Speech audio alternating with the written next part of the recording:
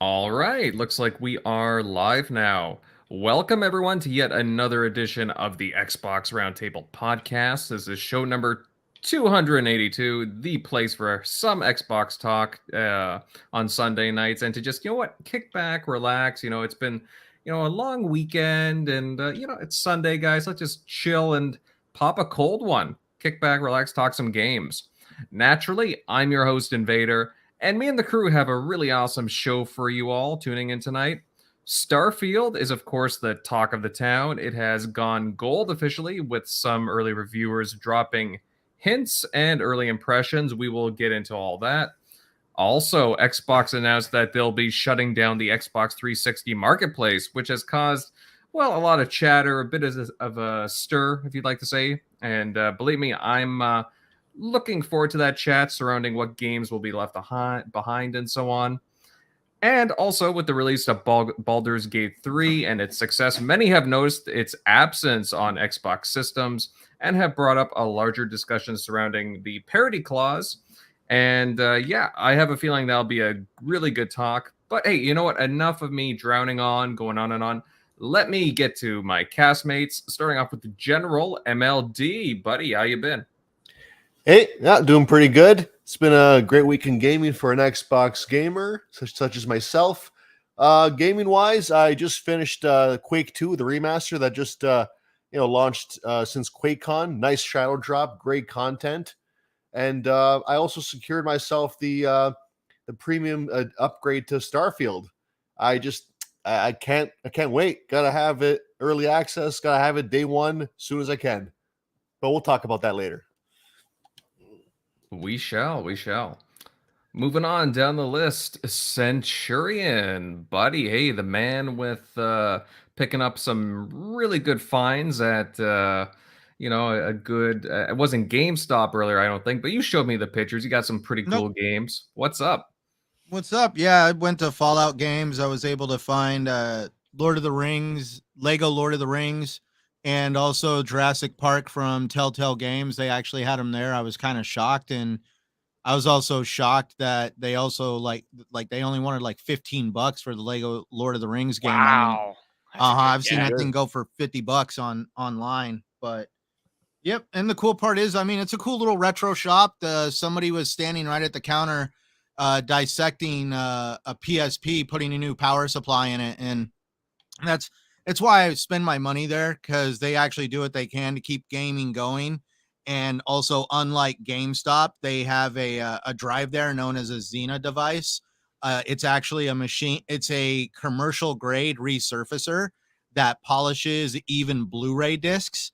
And yeah, they run a lot of their discs through this, and these games look brand new on the actual disc itself. So they do a lot to keep gaming going, and that's why I always support them. And that's where, when they told me they had those games there today, I was like, holy cow, I need to go down there. But other than that, also kind of playing some Biomutant, been having fun with that. And I guess I've been also having a little bit of fun, small shameless plug.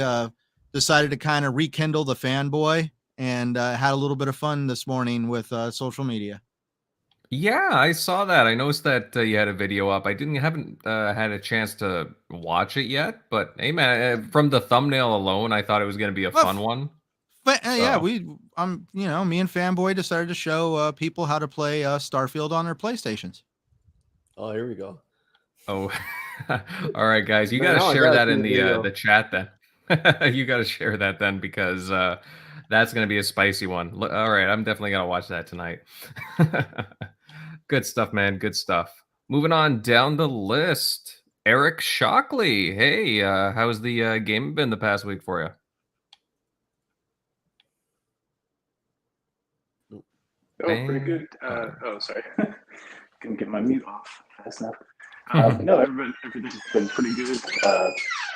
Haven't got too much gaming in like this past week. Getting back to normal, but definitely plan to here in the with the early edition with Starfield coming up. Definitely about to get that Game Pass premium with some of these Microsoft rewards that I need to cash in. So good time for that. But yeah, definitely looking forward to that and spending pretty much as much time as possible. Let's probably all be playing. I barely got even to dip into Diablo, the seasonal stuff over the past few weeks. So it's like, well, I guess I'm not going to get to that anytime soon since Starfield's around the corner. So, but yeah, ready to get into these titles. All right. Looking forward to hearing you about that. And hey, I know, man, other things have been eating up my time for gaming as well, but very soon, it just itching to get back into the gaming very soon. And last but not least, Crusader. I know you've had a bit of a busy weekend. Yeah, it's crunch time in the IT world because we service some schools, and it's there's one school where we are kind of filling in and helping them transition because their IT people left, and it's real busy. But I've been pretty good. I've been mopping up some stuff in Destiny 2 for the new season that starts next week. I have been playing some of not the Quake 2 remaster, but the first one, because I figured that was something I could quickly get in with Starfield. Maybe I could even get the second one, and I think I will get the second one in. Almost done. I'm like almost done with the base game of the first one. Like I have like 2 expansion stories, but like it's going good. And I've been playing some more Halo Infinite because like that multiplayer is crisp now.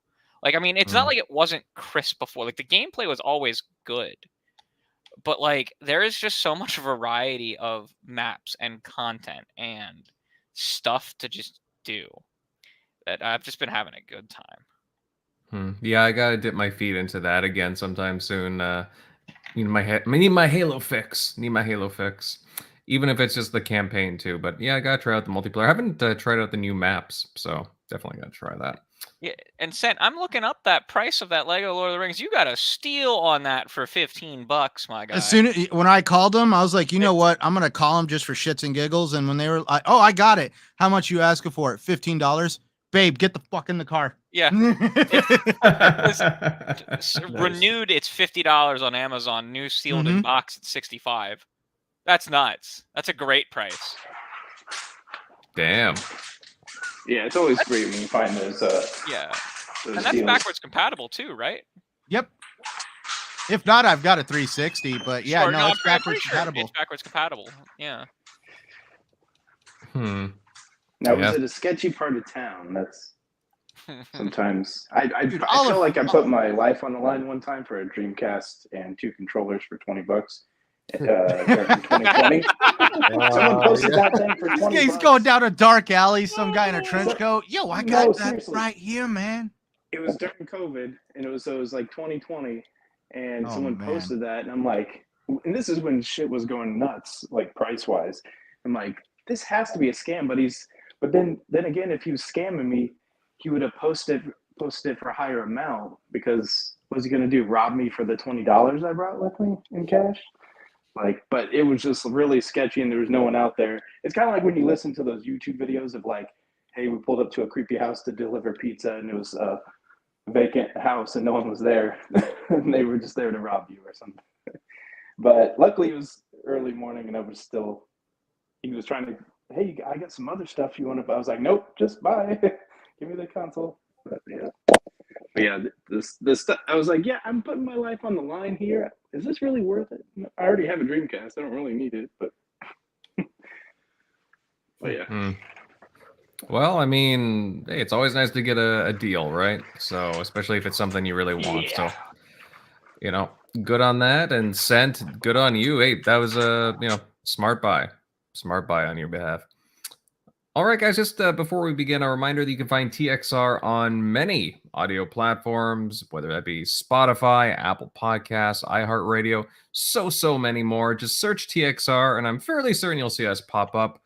Wherever you may be, whatever platform that you prefer, we are probably there. So definitely give us a search for that. And also, hey, before we begin, smash that like button. Sub to the channel if you're new here. And hey, share it out. Let everybody know that we are live and ready to start the show. But with that said, let's get into the thick of things, gentlemen. I do not want to waste any time. Starfield has gone gold, and it is already available for preload, for Game Pass, or even just general purchase. More details have also been shared about the game in a recent Q&A. And reviewers, some people who got the codes early, they're sharing their own insights, just some slight hints about the game and early impressions. Eric Shockley, pal, why don't you lead us off on this one, as I know, you and the other guys really want to chime in. What do you think about these early impressions and attitudes coming in about the game so far? Yeah, everything. It's good to see that it is getting those early positive talks about the game, and I'm surprised that's been going on, because I felt like they couldn't really say whether it was like good or bad, or just, other than just saying, hey, I'm reviewing it. But everything looks pretty good. I was reading up on the Q&A, so it was kind of cool. Some of the different factions you can do. I think there was one, if you join the I don't know if it's like the space, like military or alliance, you can do like a undercover mission. And there's some other cool aspects, like I think smuggling items, like harvested organs, and I guess they're just thinking like outside the box of like all the different just stuff that comes with like those types of games, with like Skyrim, Fallout. But yeah, definitely excited. It is weird over the past. It just came from that one tweet from, I forget his. It's weird. I guess since Twitter switched to that whole For You thing, and not just you see other people that you're not subscribed to or not following. And I was like, but sometimes you'll see people's tweets that are like, hey, they liked something or retweeted something. So someone you follow retweeted something, so that's why you saw it. But I guess with the whole For You thing, it just algorithm throws this one dude's post up all the time, and he's posting the whole thing about the whole the display screen being too simplistic, so the game's going to be just stale and Grums. Mark Kern. Rums. Mark Kern's his name. He's it's in his bio. It's not a docs or anything. He's a former developer from Blizzard. But I got words to say about that guy. Yeah, it's just hilarious, because it's like I'm thinking of all the different, like even Destiny had almost the same basic. Here's a big circle of a planet. They put a little designs in the back, but it was still super basic. Like any start screen I can think of is pretty simplistic. As someone did point out, start screens peaked with Metroid Prime. that had a dope one. But, yeah, other than silly stuff like that, definitely excited. And I have seen some other posts where it's like, I guess people fake reviewing or fake doing reactions, like they actually got the game and saying bad stuff about it. So it's been fun trying to parse whether that was fake or who actually has access to the game. But it's good that the review codes have gone out pretty early. I think the embargo doesn't lift until like a day before the early access starts. So I guess still before, like, you can probably buy it at the still a week before you can buy it at the actual I think it's actually about 12 hours before early access starts. Yeah, and I think with early access, like if you were buying at retail, you'd have to have got the Constellation Edition? Yes, you have to have gotten the Constellation Edition, and you also have to hope that comes in time. Yeah, that was... Wait, does that even have the... Oh, yeah, it does have the game code, right? Yeah. Oh, okay. Yeah, that would suck if you're waiting on that. Yeah. You don't have the game. At least you can play that. But, yeah, I didn't feel like I wanted to drop it on that one. It was hard enough trying to find a Xbox copy and not just settle for a PC code, but... otherwise, everything else seems pretty promising from all the early reviews of it. Or just like, hey, haven't encountered any bugs, or because that's the main thing that you're looking at, especially when the game doesn't have. We haven't gotten to the day one patch, or We haven't gotten to the early access. I'm sure they'll have a patch for when the game's about to go live that we're going to have to download, even though we have probably stuff preloaded, most of us. I'm sure there'll be another patch that day. So it's promising that at this stage, whether or not they can say much since the embargo hasn't lifted, but I guess some have said they haven't encountered anything. So yeah, that was people talking in a private Discord that got screenshotted. Okay, that's what I was trying to figure. I was like, I'm pretty sure they can't say one way or the other. Yeah, it was Tyler McVicker, who, if people don't know who that is, he used to run Valve News Network. He's a big coverer of Valve games, and also he's historically covered a lot of Bethesda content. He was chatting with some people in his private Discord, and someone screenshotted it and put it on the internet. All right. So this is somebody that we should take seriously? This is someone you should take seriously, and he wouldn't be derogatively talking about the game. He's generally speaking a very reliable source for stuff, and he didn't even say personally anything derogatorily. He said that the opening's a little bit like they're trying to like introduce you to this new universe you've never been in before, and it maybe like overstays like just a little bit too long, but he's been playing for 16 hours and has had no bugs, and after like the first 3 hours it's just open to you and incredible. But he doesn't sound biased to me either. He sounds like a pretty neutral guy. Yeah, he'd be the kind of person who'd be really excited for this type of game to come out, and like that excitement, if it wasn't good, he would be dashed by it. Does that make sense? Like, so the fact that he is talking very highly about this is very encouraging. Yeah. I mean, the no bugs thing, that's pretty big. I mean, Bethesda's kind of known for their quirky bugs. I would personally, and this is just me with any game that comes out, you want an aggregate of people to talk about issues they've encountered, because someone may literally encounter nothing. And that's not me being like deriding the game or anything like that, but I'd want to hear a couple people say that. Oh, no, of course. I mean, to me, no matter what game it is, it's not perfect, and you'll always come across something. So, I mean, it's a massive game. There's bound to be something, quite a few things that probably slip by, but I mean, they've been squashing bugs for, a few years now, especially the last year. I mean, they were talking about polishing the crap out of this thing. When you can see the visual changes between the original, the trailer we got last June and the trailer we got, and like the extended showcase we got this June, the visual improvement is incredible. I was watching some side-by-sides because I'm obsessed. I mean, I was kind of wondering about the combat, to be honest, because it did look a little sluggish a year ago. Now, I mean, to me, it looks a lot better. Looks a lot smoother. Much more smooth, yeah.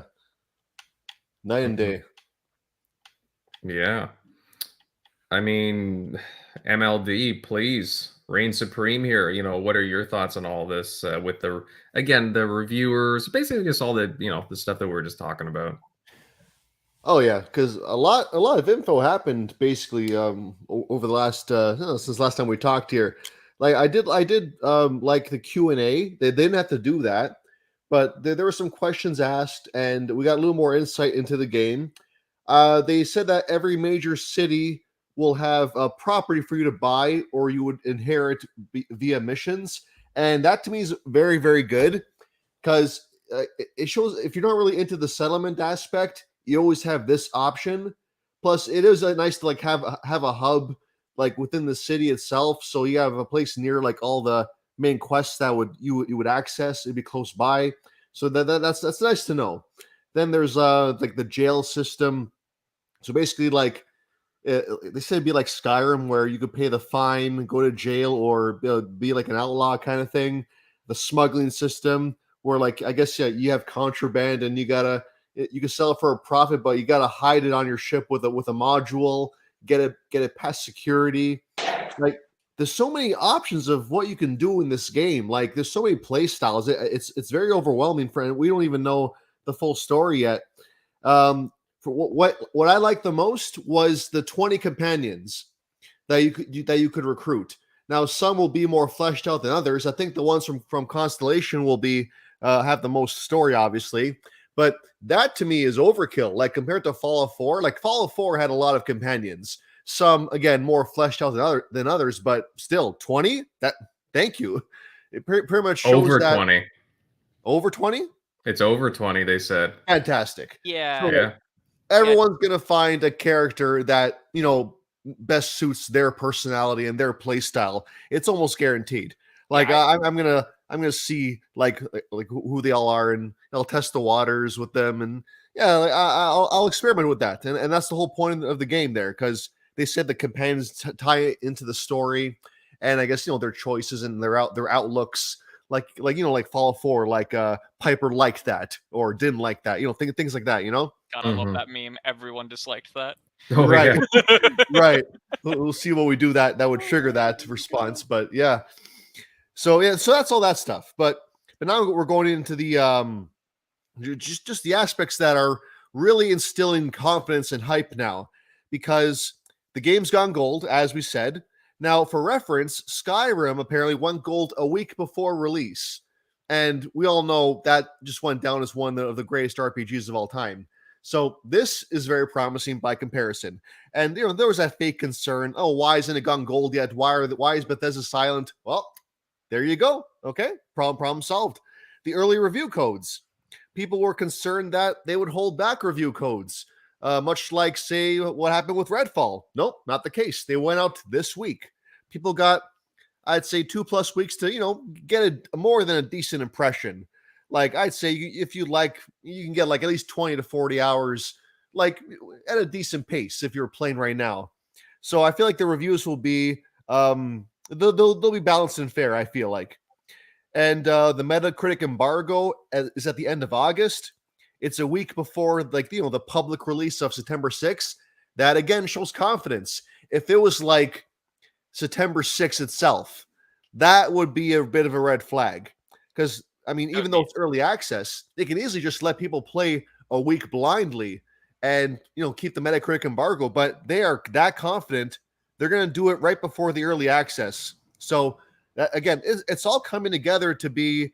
It shows that Xbox, they are behind this game, and they delayed it for a year purely for polish, and it shows. Like it was mentioned before, like, we saw Starfield gameplay in 2022 compared to 2023. It's a night and day difference. Like, it looks better, it plays better, and I'm so excited. So, like, I think the only thing people can really comment on, all this. Apparently, it only happens when it's an Xbox game. When it's a major Xbox exclusive, all these little nitpicks come out of the woodwork. Like, when the title screen is the biggest thing someone can complain about, this game is pretty good. If that's the best thing people can come up with. I'll just leave it at that. Now, sorry? Oh no, sorry. I was just gonna say, like, the fake concern is what gets me the most about, like, oh yeah, it's more the PlayStation guys kind of chiming in and just be like, oh, they haven't shown anything, kind of like what you were alluding to earlier. It's just like, well, how many games have shown their stuff much later and went on to be blockbusters? It's just, I don't know. To me, it's just like, guys, stop trying to deride the game. Stop trying to derail it. They've been showing stuff, and believe me, Xbox is going full on Starfield for Gamescom.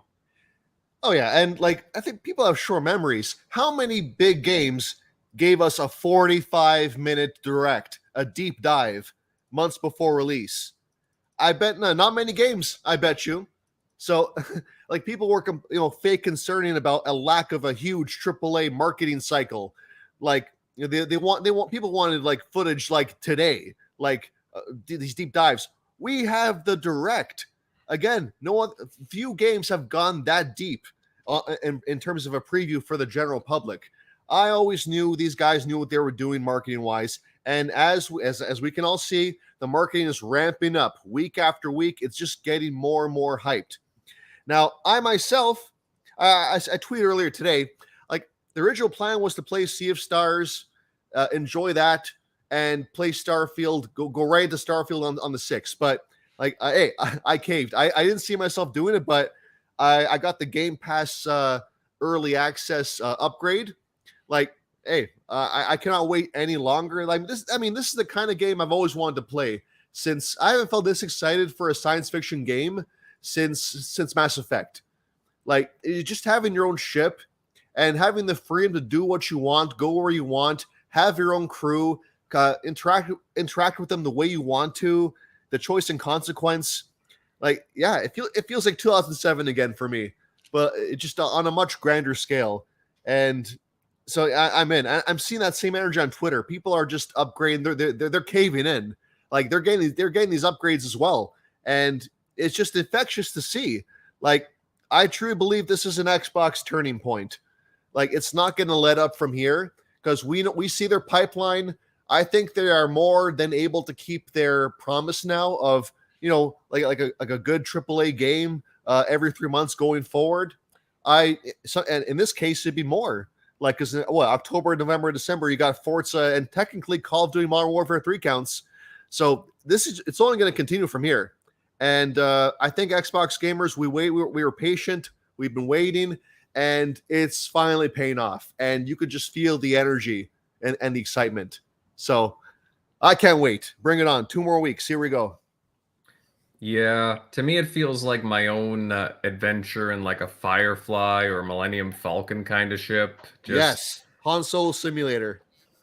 Pretty much, especially when like you got the Q&A and they're like, oh, you can smuggle and this and that, and you have to buy special pods, and I'm like, sweet, that's gonna be awesome. Oh yeah, like I want to make my own ship. Like I got some Halo ship designs. I want to make it like a Halo destroyer. In Starfield. Like oh my god, mods. I didn't even think of that because Fallout 4 had console mods.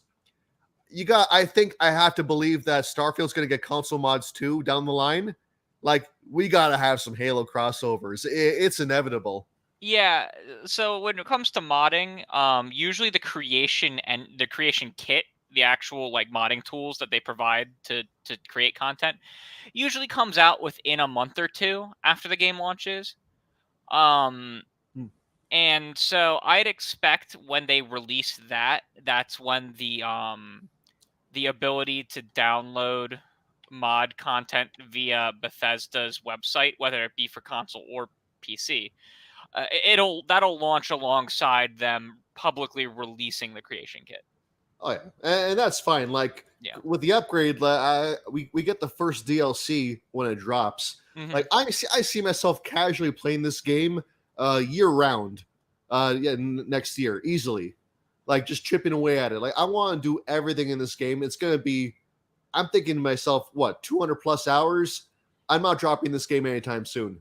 Like I'll beat the story maybe this year just to see how it ends, but I'll make another save for that. But this game's ongoing, so I'll be patient with the mods.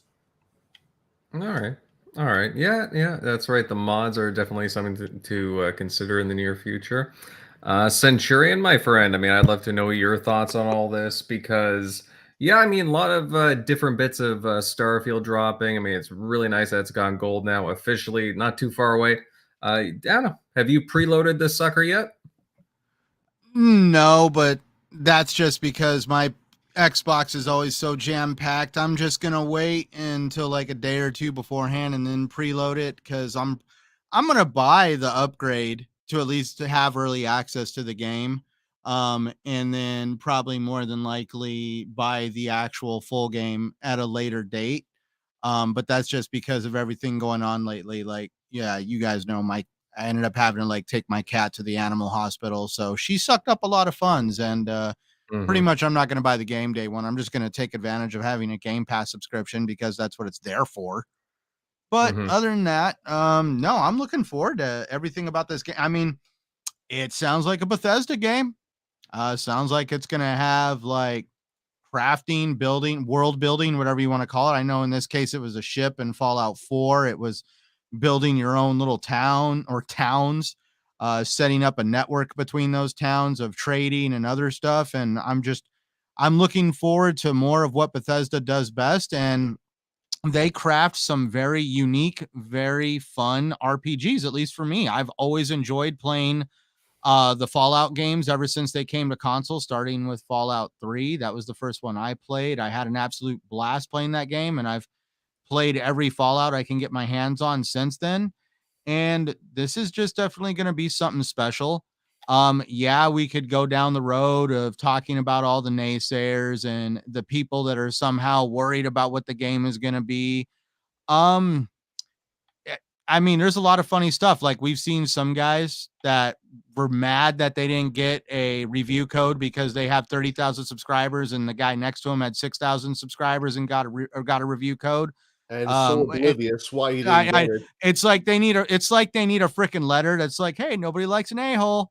Hey, remember that. No one likes a guy accused of sexual assault. Hey, that too, but hey, but that's what I mean. Nobody likes that stuff. Like, hey, there's punishments, man. Like, I mean, I know a lot about having to deal with the repercussions of an action, and it just you know what? It sucks, but it's just one of those things where you gotta, don't do it if you don't want to freaking deal with the repercussions of it.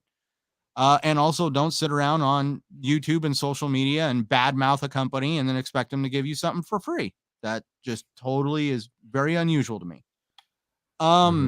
But definitely, I'm looking forward to what Starfield is going to do for the Xbox brand. It's going to finally get some eyes on the brand, because I've never agreed with the sentiment that there's no games over here.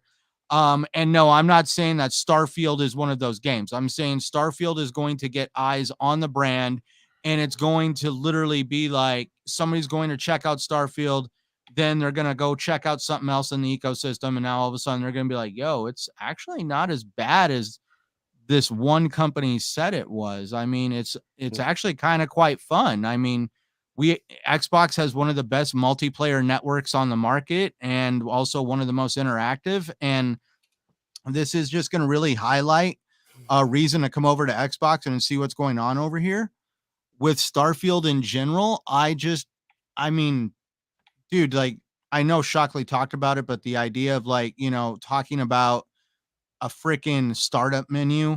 Are we really judging games on startup menu?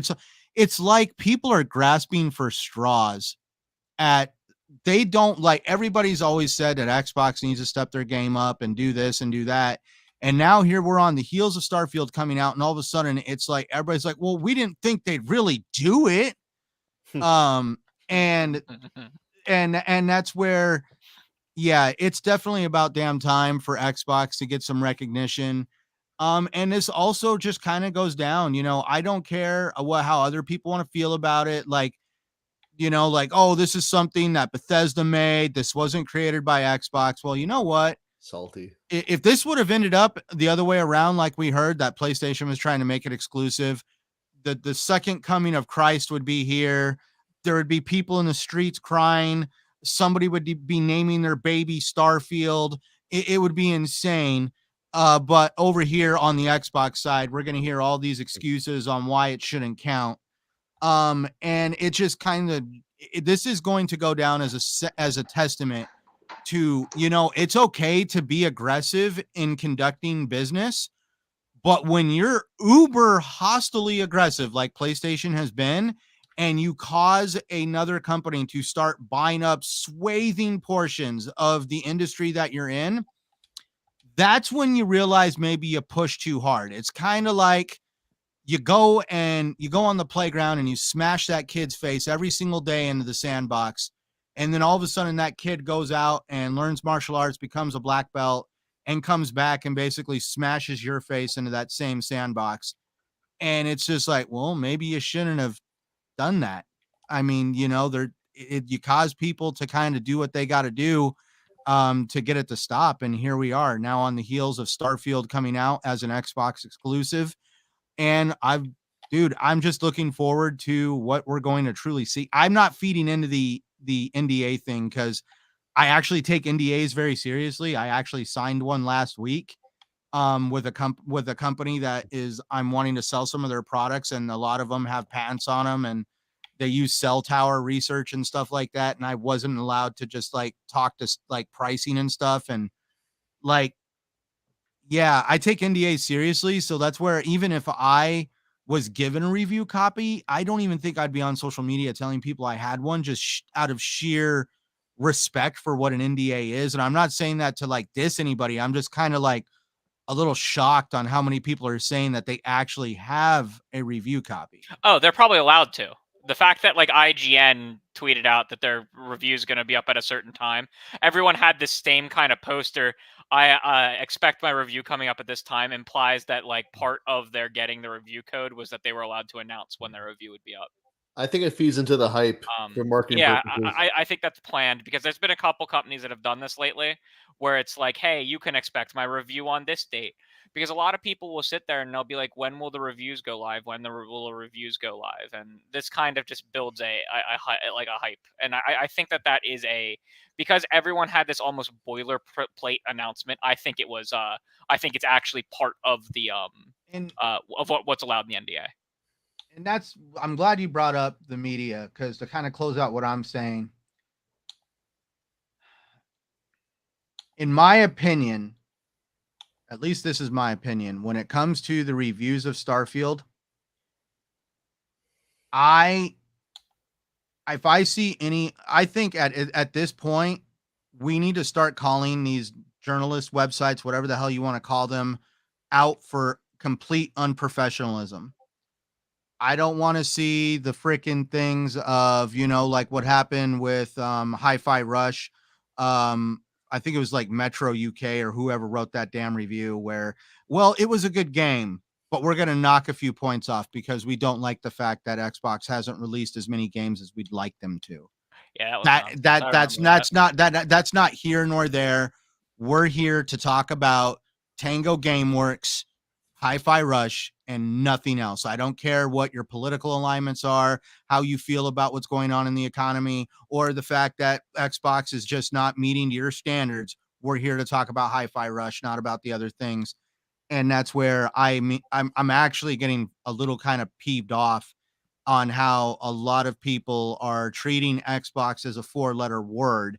Like the 4-letter words you don't even want to see. Like we've recently seen IGN out here talking about games that are like, oh my God, like look what's coming to PlayStation, and not one time mentioning Xbox. It's almost like you're trying to cover for the company that is going to literally pull the same page out of Xbox's playbook of like, hey, we didn't have much to offer in first-party studios, and what we are going to offer is not going to line up with what players are used to seeing. We're going to focus heavily on games as a service. And it's like if Xbox with rules for thee, but not for me. If Xbox tried to do something like that, they would be drawn and quartered out in the middle of the street. But PlayStation, it's like either A, these guys are being paid to do this, or B, it's like they're trying to white knight for PlayStation, like on somehow we need to preserve the status quo, when it's just like, yo, do your job objectively and don't grade on a curve. It shouldn't matter on who is publishing the game or what platform it's on. If it's a decent game with a well put together story and the game mechanics are there and the game is optimized well and it meets all these standards that it should meet, don't sit there and start grading on a curve with, well, but Xbox. And that's the only thing I'm kind of wondering about on what's going to happen in the end, because I know you guys want to talk about Baldur's Gate 3 soon, but I feel like that game is being put on a whole nother tier and level just because of the fact that it's on one platform and not another. Not on the PlayStation version's not out yet. I know, but it's going to be where the other on a pedestal regardless.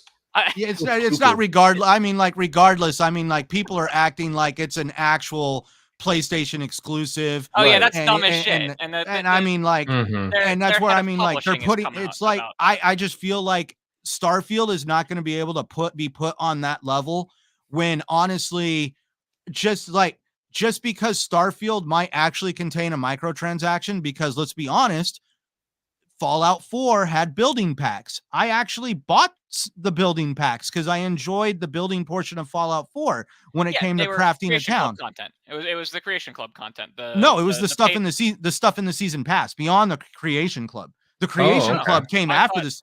So that's one thing that did. So the season pass contained in Fallout 4 only contained actually, I think it was like 2 expansions. You had the Far Harbor, which is where it took place on an island, and you had to like go interact with like the AI that was running the island. And then there was Nuka World, where like all the raiders and stuff hung out. All the rest of it was like small DLC where it was like more crafting and little gizmos that you can put in your crafting. Now I'm remembering. Yep. And that's where, there was the Automatron as well. Automatron, Automatron. Right. And, and that's where I know there is probably more than likely going to be some microtransactions to Starfield. I'm not going to deny that. Bethesda created the first one, like the first microtransaction. Right? Horse armor. Right? Yeah. Horse armor. The infamous horse armor. $5. So that's kind of funny.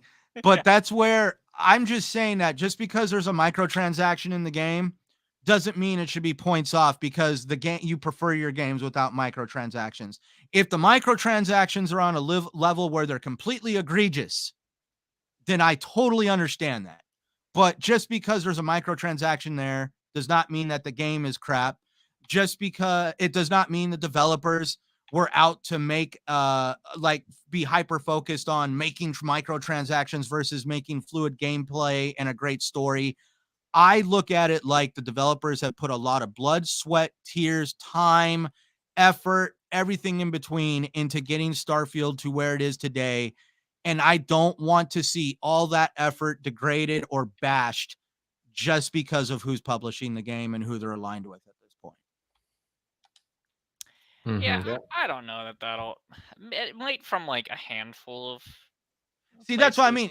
We can almost. That's all it's going to take. It's going to snowball. It's going to snowball. Oh, I can't wait for Kotaku's take. That's what I mean. But that's the sad part that I'm wanting to bring out and point out. And I'm not trying to be like the Debbie Downer or the. It's more like it's pretty freaking sad to say that we know for an absolute fact there's going to be at least one Joker that's going to try to do something, and then like General MLD said, they're going to be throwing that snowball down the hill, seeing if that thing can build up any freaking momentum. Oh yeah, you're gonna like Red Dragon or whatever. It's gonna. I'm not even no. And here's the sad part: Red Dragon, that dude does stuff for satire. I think I'm talking about the people that are absolutely trying to get some kind of clout for their website because they want like it's like, I'm not trying to be an ass in saying this, but it's like some dude who is a game director over on World of Warcraft whose career is completely like stagnating and nobody really know who this guy is. And all of a sudden he freaking comes out and comments about a freaking menu screen. And now this dude is probably going to collect some major freaking ad revenue from freaking Twitter because he got everybody and their grandmother to focus on him for 24 hours. Yeah. And that's where, I mean, like, yeah, it's just one of those things where you would never have to think that this would happen with everybody would be like, oh, it's a PlayStation. If it came out as a PlayStation exclusive, you would never think that somebody's going to try to come out and say something like that. But with Xbox, it's a guarantee. Steve Eeyore does it all the time to PlayStation, to the point where PlayStation doesn't send them codes anymore. Who? Steve Eeyore. It's an Australian game review website. Just say they sound like synthetic sugar. They used to Stevia. Oh, yeah. Yeah, Steve Eeyore. They used to they would do this thing where they would have reviews that were completely out of out of band for like the, because like when you look at reviews, typically everything does fall within like an aggregate range, right? Like if the game's rating at like an 85, you're gonna have stuff down to the 70s and stuff into the 90s, right? But Steve Eeyore would be like, oh, the game, like if the average of the game was like an 85, Steve Eeyore would be giving it like a 6.5. It's wild. Like you should look it up. Like this does happen on both sides. It's just that you see it more with some of the bigger names with Xbox. That is something that does trend to happen. And there have been a handful though. PlayStation just does, once like it happens in occurrence, PlayStation just doesn't send the company codes anymore. And now here's like, because it like when we do our content for those who are content creators on YouTube, I could go out and make a video right now trying to highlight all the good that Xbox has done, and that video will do barely anything. Yeah, but if I go video right now on how Xbox messed up or PlayStation messed up, it's like bad news. Yep. I mean, like they take Drama that ball and run. Well, Yeah, it's drama the sells. most social media and content creation algorithms are driven by outrage. It's just how it is. Oh, dude, even It no, but that's the reaches way it is people with more most. because it's how it works. It's why actually I really don't like watching the actual news, is Yeah. because they don't highlight the good stuff. Like, don't get me wrong, it's like 5, 6, 7, 8 negative things, and here's 30 seconds Yeah. of something good, and then we move on to 5, 6, 7, 8 Yeah. more negative things. Yeah. And that's where it's like these gaming journalist sites, which really kind of concerns me, is like we're all over here about, you know, like, oh my God, a game has microtransactions, which means that they took away focus from the game into put stuff in a store. And it like what I'm saying is with gaming journalist websites, it's the same damn concept, because they're taking away the objective focus of what the game is presenting. And what they're really wanting to do is to craft something that is going to drive people to their site. So that way, all their god awful pop-ups are all over my damn screen, and I can't even consume the content without having to click 3 or 4 of them off the screen. And it's just more like they're more worried about what they can do to basically to clickbait you into their website for freaking ad revenue. Oh, come on, Centurion. I know you love those anime girl mobile game ads. Come on. Dude, it's not even like it's the like I mean like the ones for like toenail fungus, just absolute insane stuff that pops up. And it's and here's the thing, like I've actually had to build some websites for fun. Why the hell is it some of your freaking container boxes will clip into the actual wording of the article where you can't even read the top 2 or 3 sentences of a paragraph because the freaking advertisement container box is bleeding into the article? That means you can give a shit less about what you're writing, and you're worried more about that container box actually giving the advertisement to the person that's sitting there.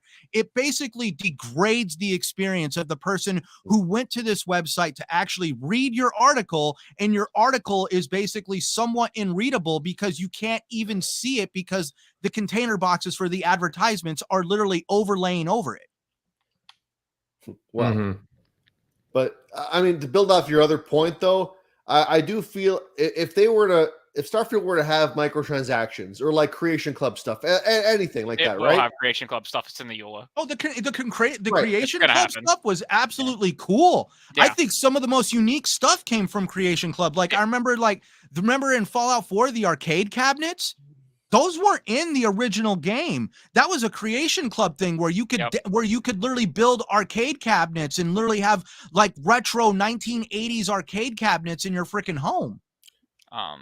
Right. Well, I just Skyrim feel has like some great. If they were to do that, though, they have every right to hold that back until after the reviews come up. Because if it's before that, the haters are going to nitpick at it. They're going to blow it up, and it's going to take over the conversation. And we don't want that. It'll be afterwards because Creation Club content isn't made by Bethesda directly. They're paid mods. They are stuff that either Bethesda employees make in their own time at home, or they're stuff that gets approved by modders in the community that gets approved to be put into the game. Right. It's all, talk about it later. Like so that's exactly. definitely going to come later, but it's in the EULA now, right? Like we know it's coming. Right. And that's where but now you just said it. Like they're gonna, if there is microtransactions, there's probably a big chance that they're going to hide them until after the review period, because they know this is going to be like something that's completely weaponized. And we all know the major IGN individual that likes to come out on YouTube and totally knock microtransactions. But then, like I said, you go to their website, it's an absolute advertisement hell. This individual monetizes their YouTube channel. They have a Patreon. They have a subscription. They hide their videos behind the Patreon. So if you want to watch them the day they come out, you got to be part of the subscription. Otherwise, you got to wait a couple days until they show up on their channel after the subscribers are able to watch it first. It's the same damn concept, except for in YouTube, it's known as monetization. And just because you're not $1 million company, apparently it's like, well, I don't have that kind of money, so this is a necessary thing, when it's not necessary for these guys because they're $1 million company. And it's like, well, I'm glad you're one of the accountants for Bethesda and you know exactly what's going on behind the scenes, and they don't need absolutely any money whatsoever. I mean, I just laugh every time somebody literally gets out on the freaking soapbox and starts talking about microtransactions, and every ounce of their social media is completely monetized with anything and everything they can to make an extra buck. So why is it okay for somebody else to make an extra buck, but not a developer? Does that mean I can? What? No, I'm not. That's why I'm whatever you. I have nothing monetized. But that's where I'm just saying, if you have nothing monetized and you say I'm against microtransactions, I will be all ears to listen to you. But I'm talking about somebody who is on YouTube that monetizes anything and everything, and that literally they're just trying to ride the coattails of the microtransaction argument when they themselves are guilty of microtransaction. And would you also agree that extends to blue check marks as well? Yeah. It depends. Not every blue check mark is actually eligible for Twitter monetization. Well, I mean, assuming they are, I'm saying. Yeah. So, well, and here's the thing: there's no way to actually know, right? There's no way to look at a verified account to know if they have monetization enabled or not. To know that if we honestly say that, like if you're about 5,000 subscribers, absolutely no one knows what's going on Twitter. Twitter like is Elon. I don't even think Elon Musk knows what he's doing. I think he's got a bunch of delete the block button. Dude, I think this dude has got a trash can full of ideas that he's crumpled up, and every single morning he wakes up, he pulls out one idea and is like, yep, this is today's idea, we're running with it. I used to think the guy was brilliant when he was talking about cars and spaceships, because these are things I don't know anything about. And he starts talking about IT stuff and programming, and I'm just like, this guy's a fucking moron. I'm never getting in one of his cars. I don't know, guys. All I know is at least the interactivity on Twitter is still, well, pretty high anyways. I mean, but I agree. So yeah. But I talking for that. Yeah. But I agree about, the block stuff and whatnot. Yeah. I think they shouldn't re-enable that. But Twitter's still going to be Twitter or X or whatever. No, it's it. Twitter. No one call it X. It's Twitter. Twix. It's Twix. I refuse. Twix. Yeah.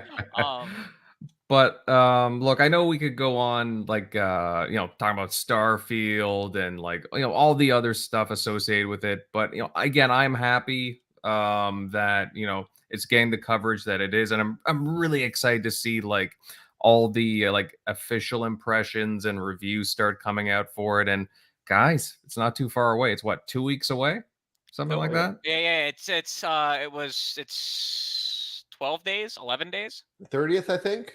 It comes out the 31st at 8 EST, 8 p.m. Eastern Standard Time. That's gonna be sweet. And I have the next day off, and then day off and day off. It's great. It's about 11 days from now. A little bit less. Mm-hmm. Or no, it's a little bit less than 12 days. It's like 11 days and a couple hours. Well, again, almost there.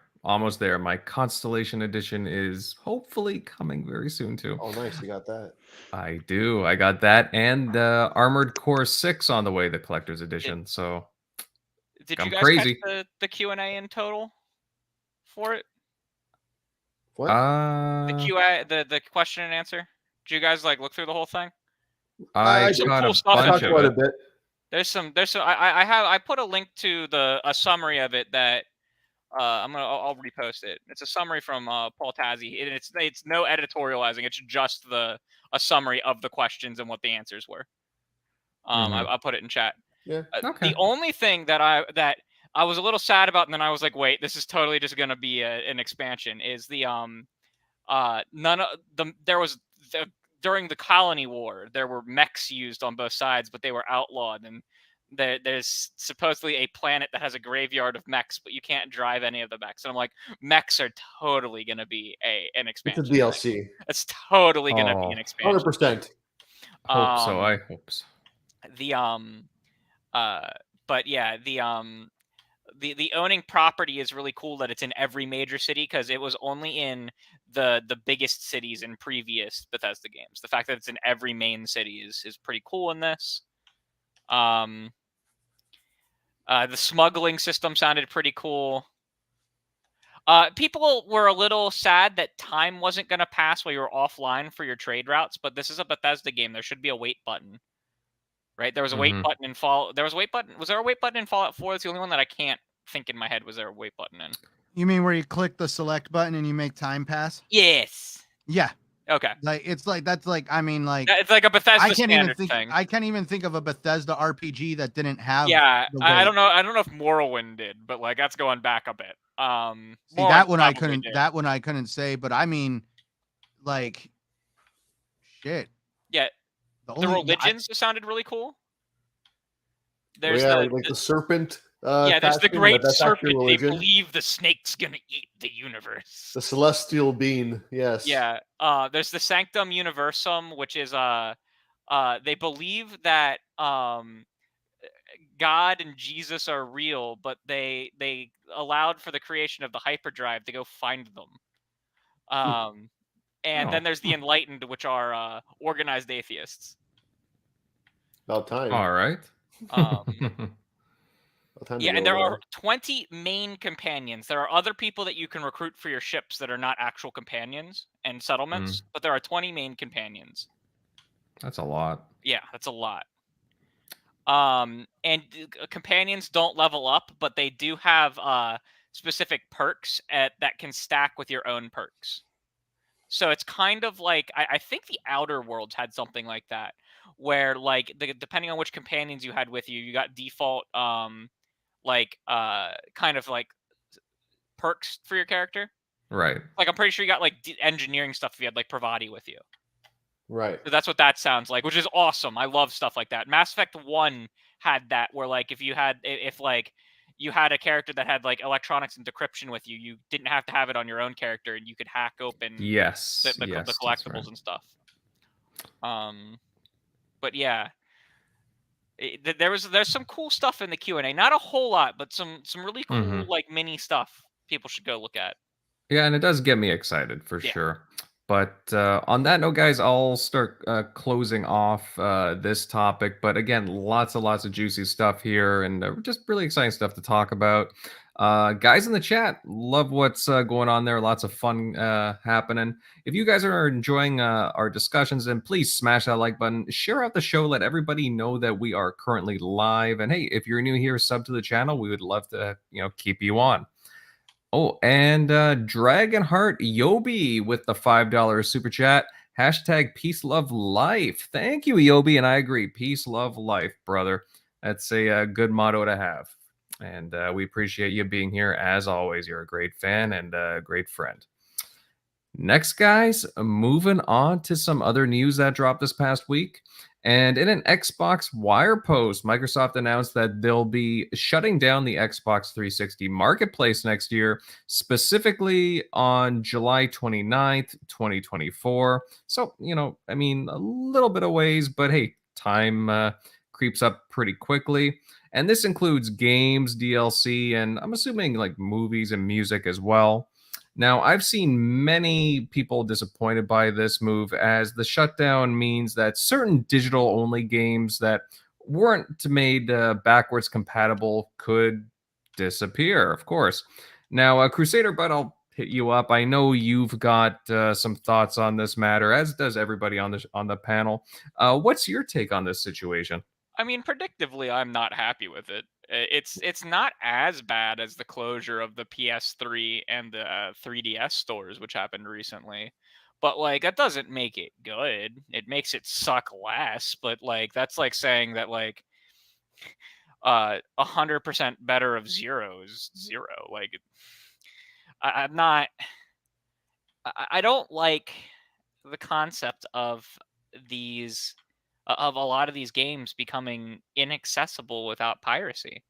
I mean, you can technically use Xenia for them, the Xbox 360 emulator, but like shouldn't have to.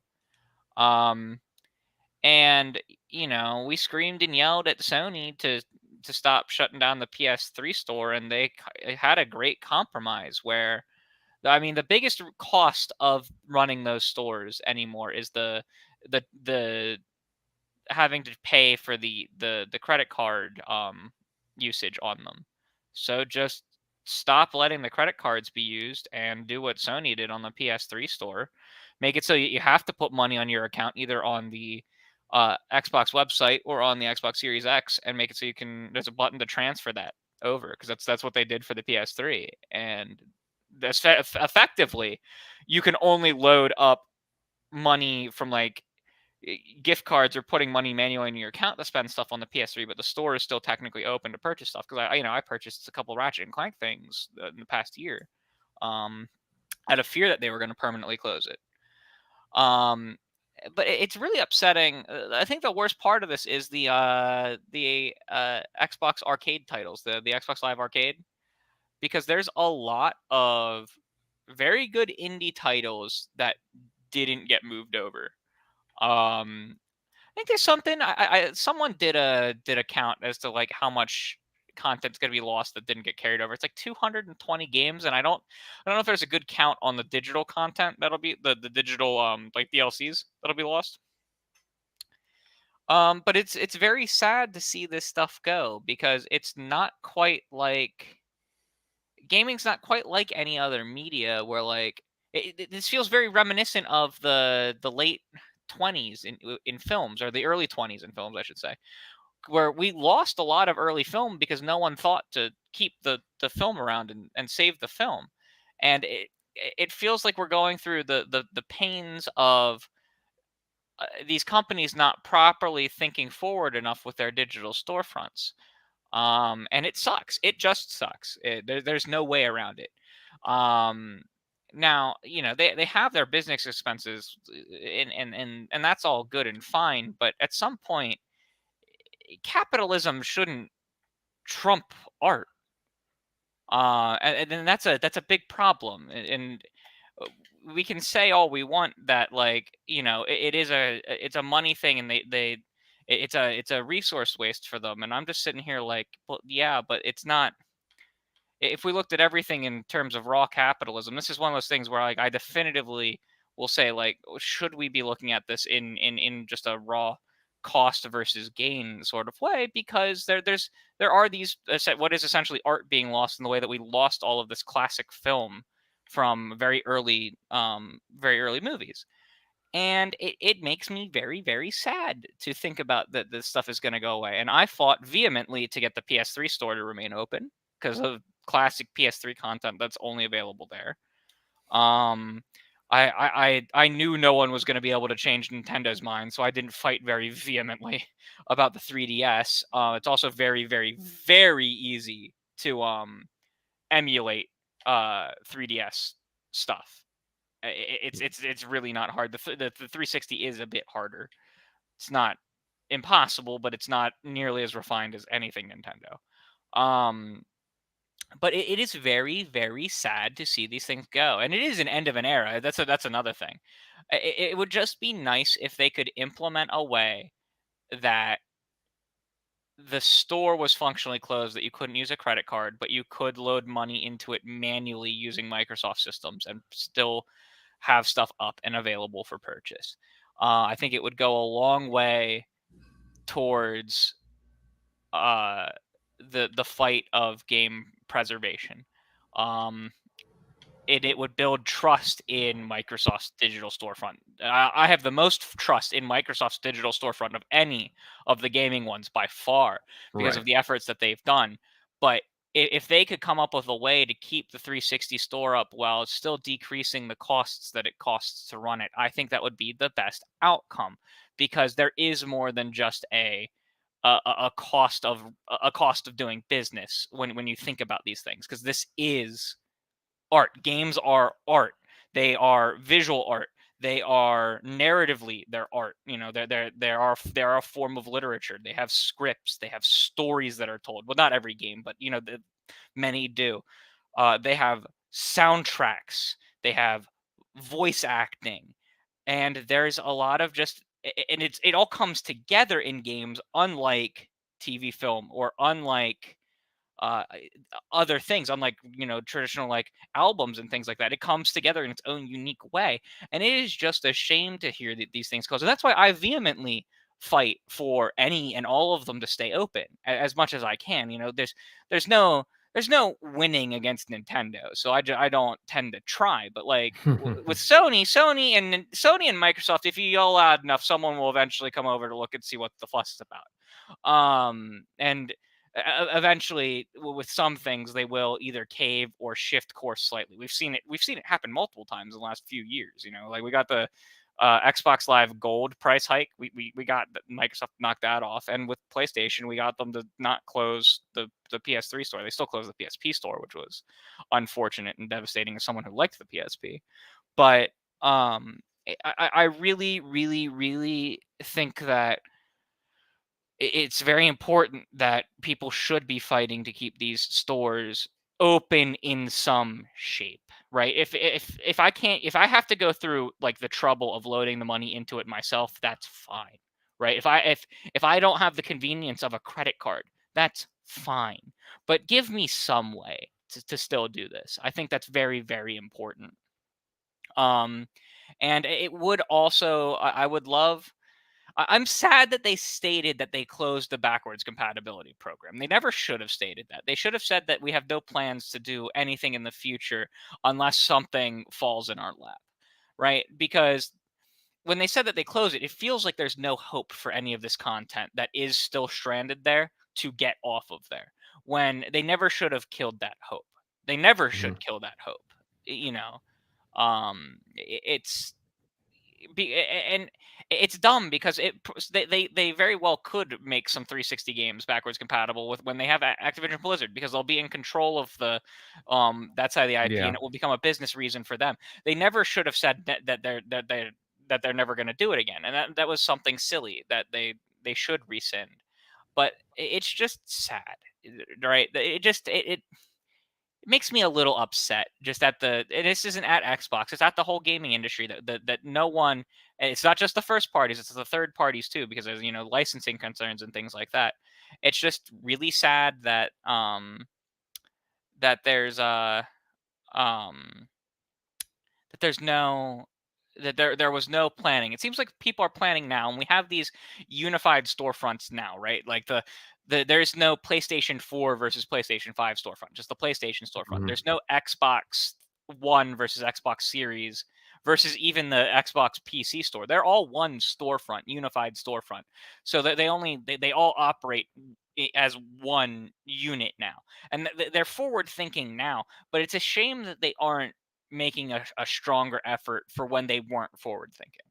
And I think that even as good as Microsoft is, probably the best in the industry, in the console space at least. PC, everything just works because that's how Windows works.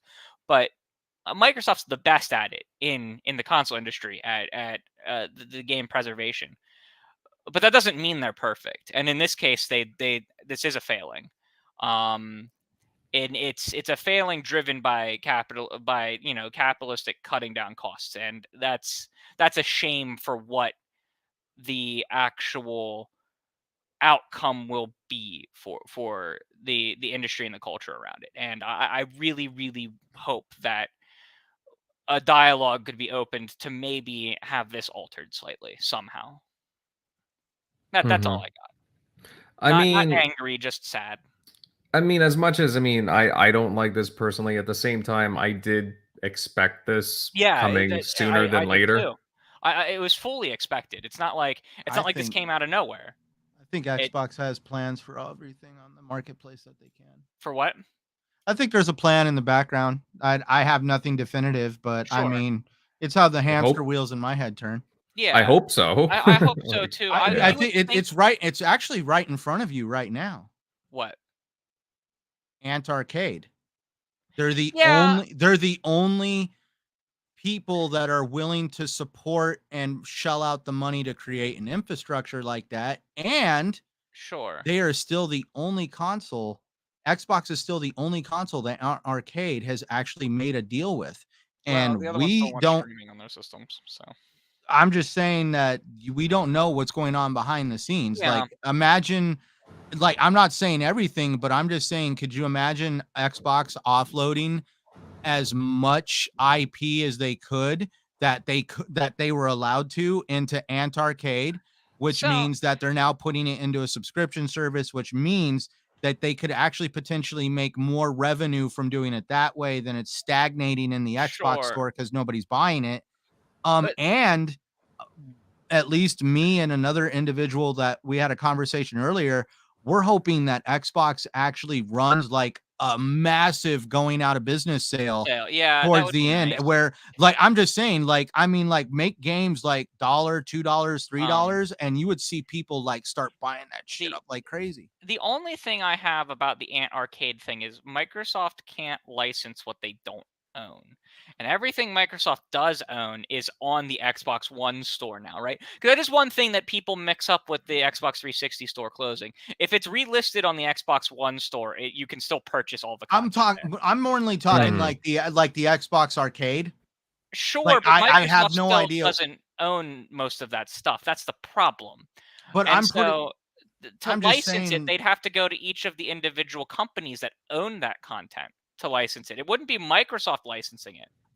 No, but Right. what I'm getting at is like Ant Arcade. Microsoft would be able to help facilitate Yes, Ant yes, Arcade to you're not reaching wrong. out to You're these not individuals, because Yeah. Xbox has done a damn good job at trying to preserve gaming as Yes. best as, compared to everybody. And Compared to everyone else, I they've done don't a care great about job. what goes on PC. I'm talking like Yeah. on a console hardware basis.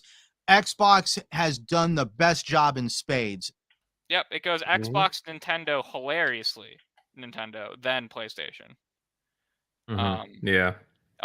Because Nintendo does port more stuff nowadays, and Nintendo does have it's subscription only, but they do have NSO, which has a lot of classic content on it.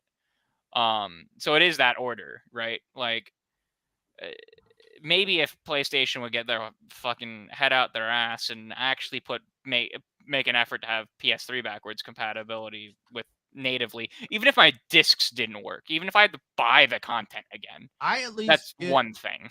I'm commending Xbox that Yeah. they're only shutting down the sales portion of it all, and Right. they're still going to keep the servers going for people to download those games, unlike other like unnamed competitors that expect you to go out and buy a hard drive and download all those games that you own onto a hard drive, because they don't even want to give you the chance to download the games that you've purchased. For me, it's like, I understand the idea of closing down a storefront, but I will stand behind the idea that people who have already invested money into that storefront should have access to the licenses that they've already bought.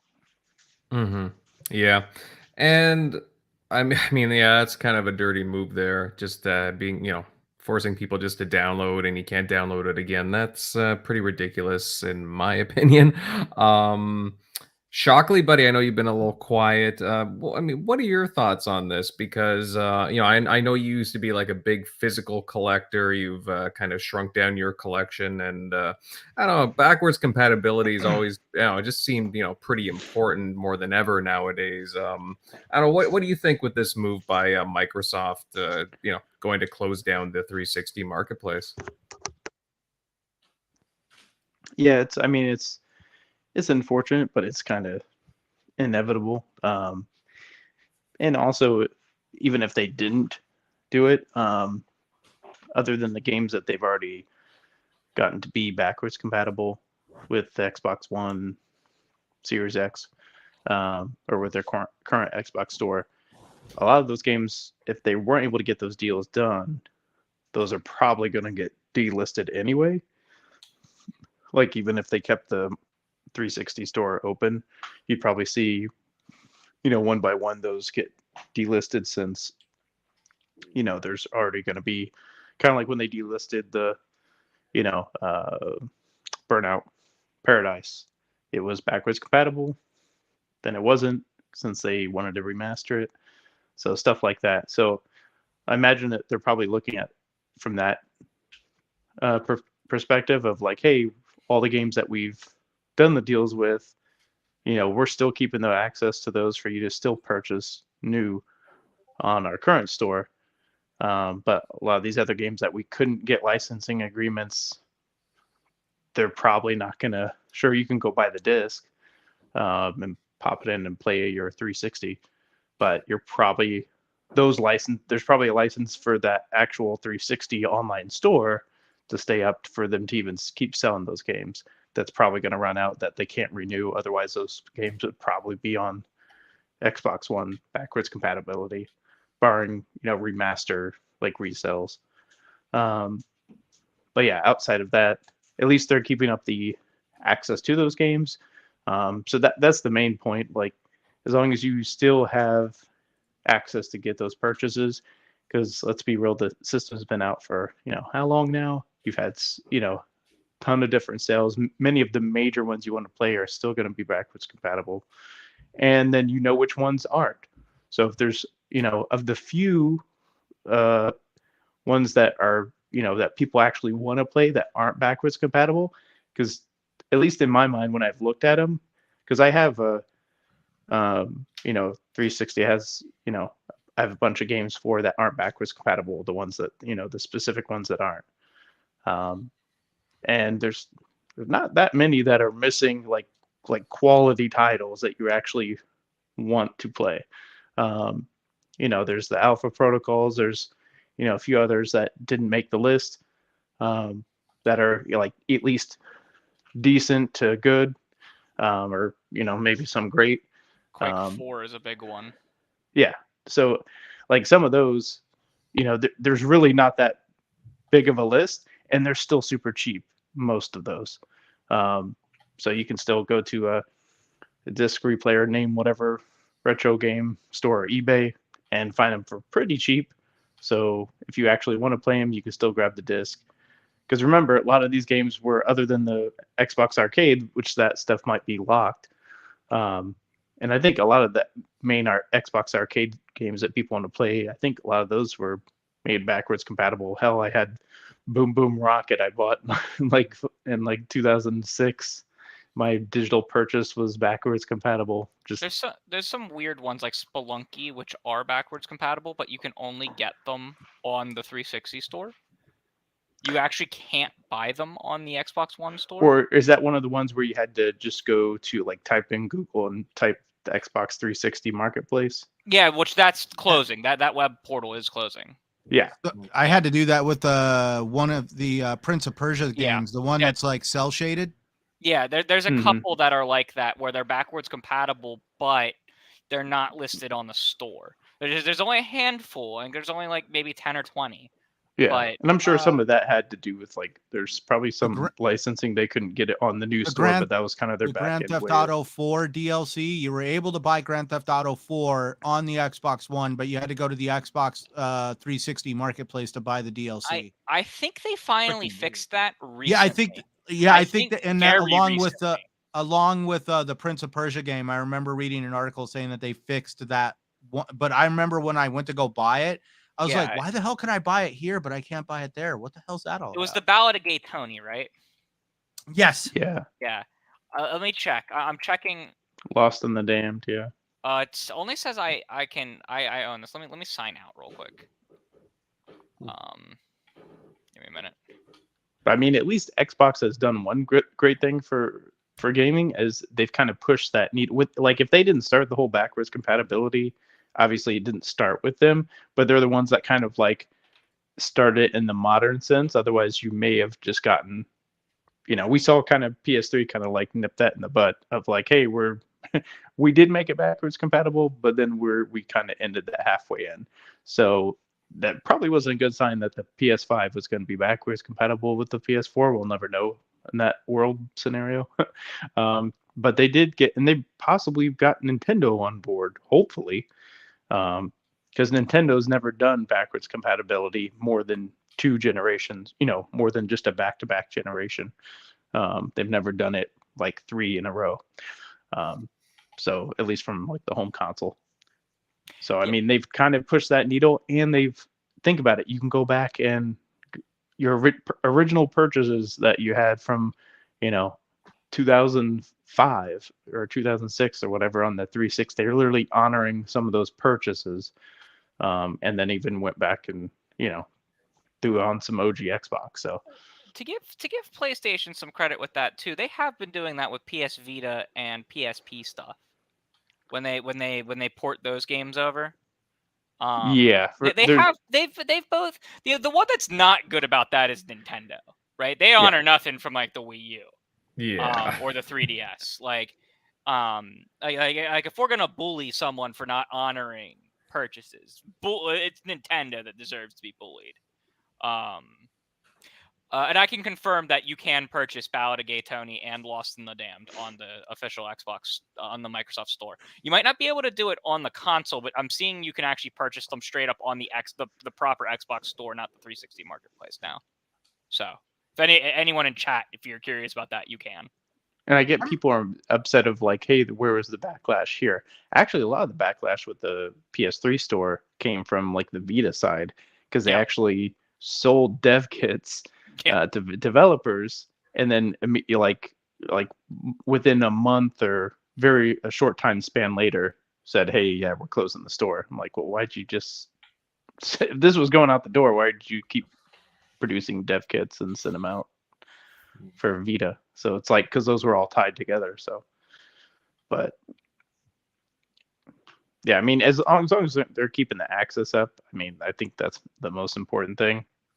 Like if I could, and I've read, I don't know if you really can with the Wii, because I've read, every time I've Googled it, I get like multiple different answers of like, can you access your own purchases? Like if you had bought it, I hear it's either tied to the console. Oh, okay. The Wii U you can, the 3DS you can. I don't know if you can anymore for the Wii. Yeah, it would make sense with the Wii. You probably wouldn't be able to, but because at least going forward, Xbox has kind of put this in motion where it seems like you're going to keep your purchases from here on out. I don't know, at least for the rest of your lifetime. Possibly. Yeah, because everything's tied to a universal store. Yeah. Right. So like it's and the same thing will almost certainly be true with PlayStation as well, unless they completely change their architecture. Because it doesn't make financial sense to not do this anymore, because we live in a digital era, right? People will drop you like flies if suddenly you're not carrying any of their shit anymore, right? It'll happen. Especially if one console maker, like you have your competitor Xbox, is like, hey, all your stuff is safe, like 100%. And it has to be for Microsoft. Game Pass demands it. Game Pass needs content. They can't just drop hundreds and thousands of games. You know what I mean? Like it's not it's not a viable business practice with Game Pass. It's not really a viable business practice at all for the people who are operating these stores to just drop the stores anymore. But like for and if Microsoft's going to do it, then PlayStation almost has to. Nintendo lives in its own world. Who knows what Nintendo will do? I'll be furious if the next one isn't compatible. Yeah, I'm very curious about the Switch variant or new Switch, whatever it may be, but hopefully it has something. And let's be real, for the most part, who was actually, for the 360, who was actually buying digital games outside of Xbox Live Arcade? I'm the big weirdo. Because back then it was just like, why would I spend, because there wasn't really sales for the most part for like, I don't know, at least when I was trying to look at, and to download them was a nightmare. I remember doing it for a couple games because they loaded faster on the hard drives. I would just buy it and then put the disc in and do the whole like install thing. I know I purchased Mass Effect 3 back in the day, but that's because I'm pretty sure I gave the discs that I had to my friends so they could play the multiplayer with us. Yeah, because that was like the precipice of digital gaming happened at like the end of the 360, and it was a nice cutoff. Like if you're going to shut down that store, well, that's where people were heavily still physical, because you could still get money for discs. Now you can't, because there's not enough of a player base that's really buying them, so your resale value is kind of shot anyway, unless it's Nintendo cartridges. I can't believe any of us put up with that UI, by the way. It is awful. Which UI? The 360 UI for the digital stuff. It's terrible. Like the store and the like how you download your old stuff, you have to go back through your purchase history and find it from like a billion it's awful. Oh, yeah. Oh, when you go to it like at now, the time, for sure. At the time I wasn't bothered by it, right? But like when I went back to try and download some stuff onto my 360 a couple weeks ago, it was like, what is happening? How did we live with this? Yeah, Like, what seemed deal with this? I think what that was because seemed everybody was convenient. Yeah. discs and well, at the time, well, think about it. You would have found your old purchases by the time a PS3 store would have loaded up. Yeah, it's true. The PS3 store is also abysmal. I can't believe we dealt with that back in the day. Like, because like I bought Ratchet and Clank Deadlocked. I didn't actually realize they ported Deadlocked to the PS3, and it wasn't a great port. It was okay, but they did, and I went and purchased it probably about 8 months ago. That store is actually abysmal to use. Horrible. Probably the worst digital storefront I've ever used. Now, yeah, it's pretty. Let's see. Now, MLD, I mean, I got to get you to chime in here. I know you've been sitting patiently. What are your thoughts on this whole, like, again, you've heard, like, the other guys' opinions. What's your thoughts on, again, Microsoft kind of sunsetting the 360 digital marketplace? Oh, yeah. Like, I don't have much to say because I knew this was coming for a while. Like, you can mentally prepare for this. Like, I'm a realist. It is what it is. I knew this was going to happen. And end of day, between Xbox, Nintendo, PlayStation, Xbox is by far the best at this stuff. They're the best at preservation. See, it was a big deal with PS3 because they don't do like native PS3 games with PS5. It's like it's cloud only. Whereas with us, not only can you play the full versions, but they're enhanced in many cases. So it doesn't sting as bad. It's not that big of a deal. Some people tried to make it seem like it was the same thing, but no, it's not the same kind of scenario at all. It's not. It's very much a different energy with Xbox because they put that much more effort into their backwards compatibility program. It sucks. A lot of games will get lost. Like everything pre Xbox One, PS4, the ones that weren't ported over or remastered or remade, they're going to get lost, and that sucks. All we can really hope for is that they do get the remaster treatment. They do get the like the repackaged, re-released. Hopefully, then they'll get new life into them. But otherwise, it's just a part of the industry, just a part of a time when devs just weren't really publishers. They weren't really concerned with this kind of preservation. So it sucks. But at least my preferred gaming brand is handling it the best possible way. And they held out as long as they possibly could. So credit where due. So that's it. All right. Short and sweet. I like it. I like it a lot. I mean, again, we could spend probably a lot more time on this, but I do want to get to our final topic. Guys, anything else to say about the Xbox 360 store closing down next year? Or are we good? All right. I think we're good to move on. But I mean, honestly, yeah, I mean, it does suck, but it is something that I think we all kind of anticipated. Just, I do want to see more games. Hopefully they're working on some stuff behind the scenes that we get to see in the somewhat near future, but hey, time will tell on that. Guys in the chat, you've been awesome. Definitely hit the like button if you're enjoying our chat.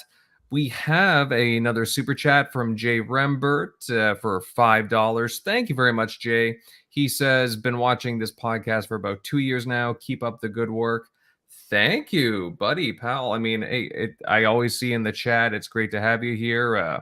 Again, you're a sea of positivity. Thank you for always stopping by. We appreciate it, as we do with everybody else here. We appreciate you spending time with us.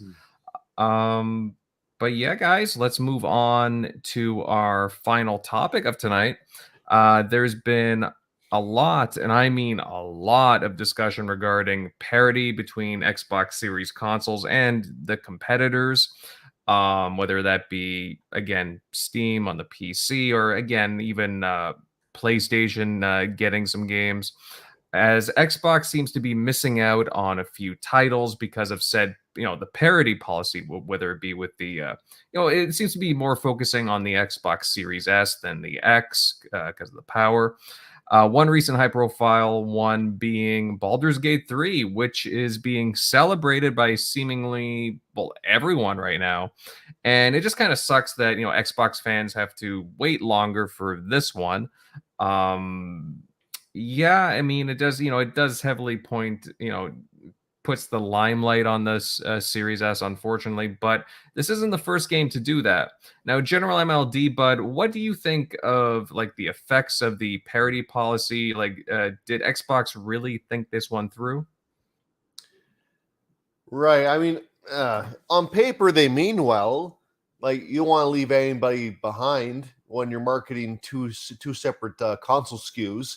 So I get it. But at the same time, if this is going to get more frequent as the generation goes on, I think it's, push comes to shove. I feel like if the gamers voice this enough, things are going to change. But ultimately, our voices only carry so much. It's the money. That's what I feel like is going to really change things in the future. Because Baldur's Gate 3 not coming on Xbox consoles day one, that's money left on the table. That's more money in the competition's pocket. And Sony didn't have to pay for any deal there's no marketing agreement. It just is.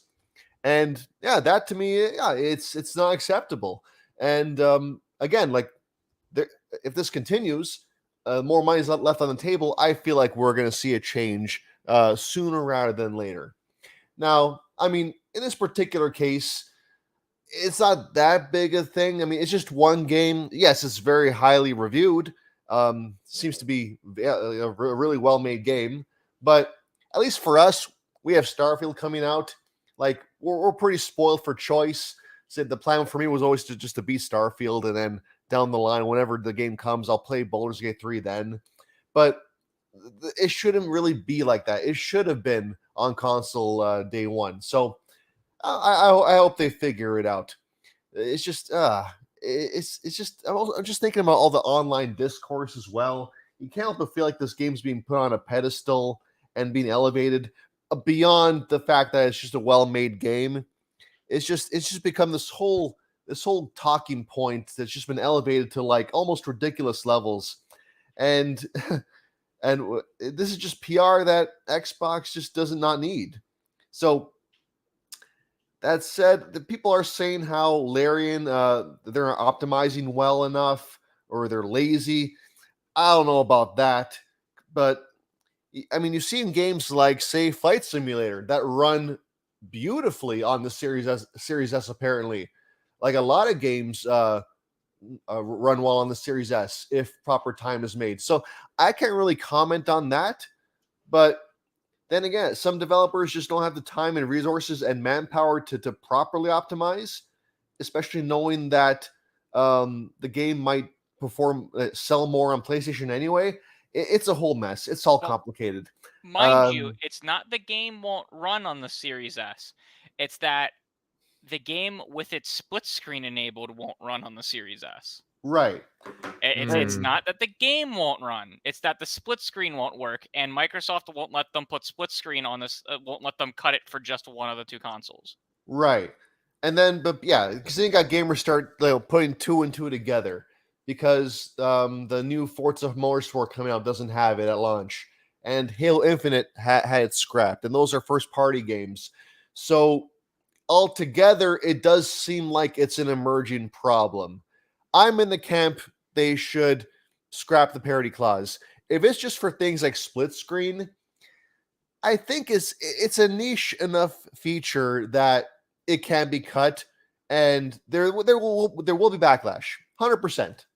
But I feel like it will be negligible enough that the pros will outweigh the cons. The pros being obviously that Series X gamers get the game day one, and even Series S gamers will.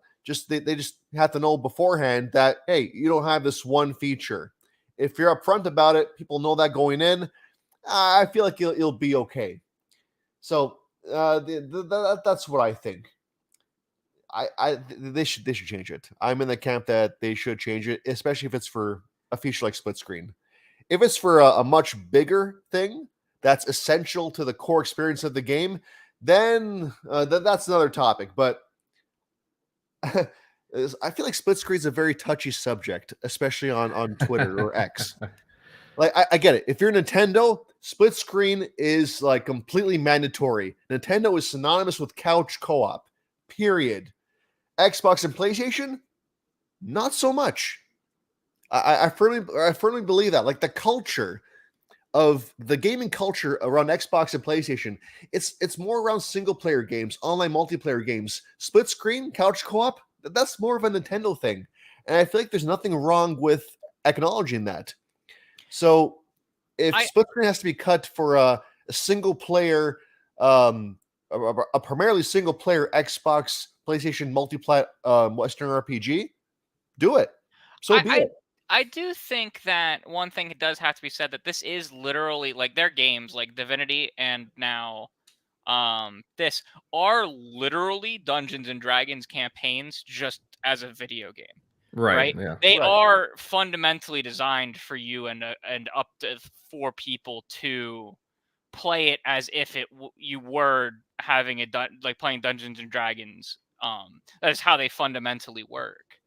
And so there is a larger difference with this being split screen versus that, because instead of having your D&D session in your basement or in your dorm common area like I did in college, you could do it on a big screen and just have a D&D campaign like that. So there is a little bit of a fundamental difference between what Baldur's Gate is trying to do with its multiplayer and that, because it is fundamentally a D&D module that has just been digitized.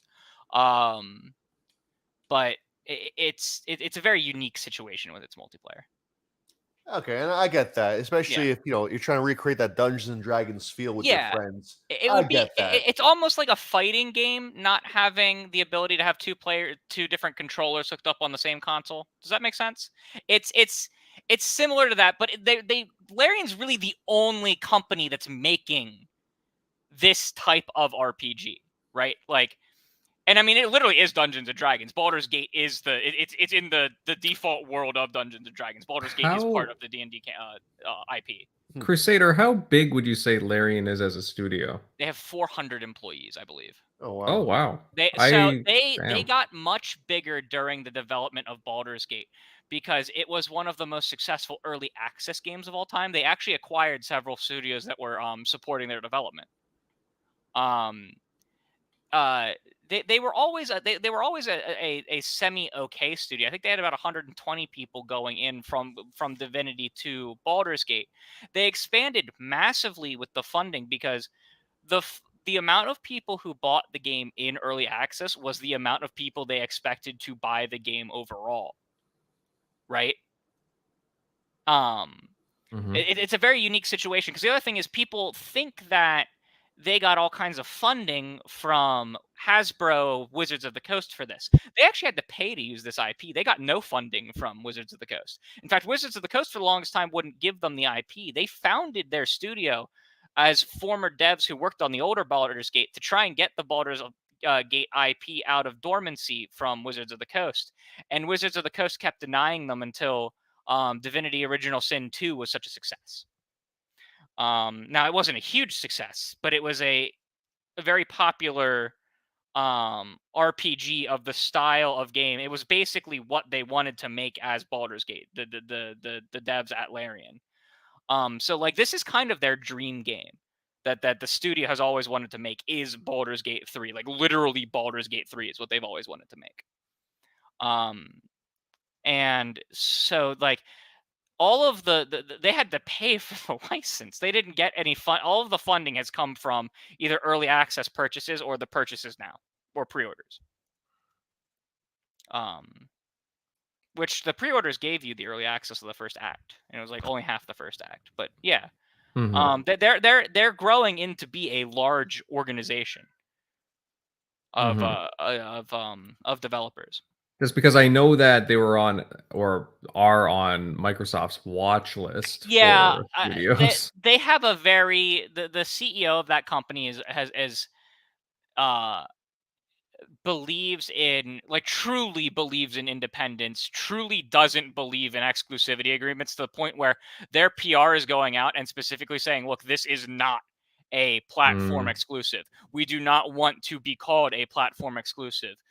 The only reason this is a platform exclusive is because we need the only real reason it isn't launching on all the platforms is because we need more time to get the functionality we believe the game needs to have in like for the majority of people.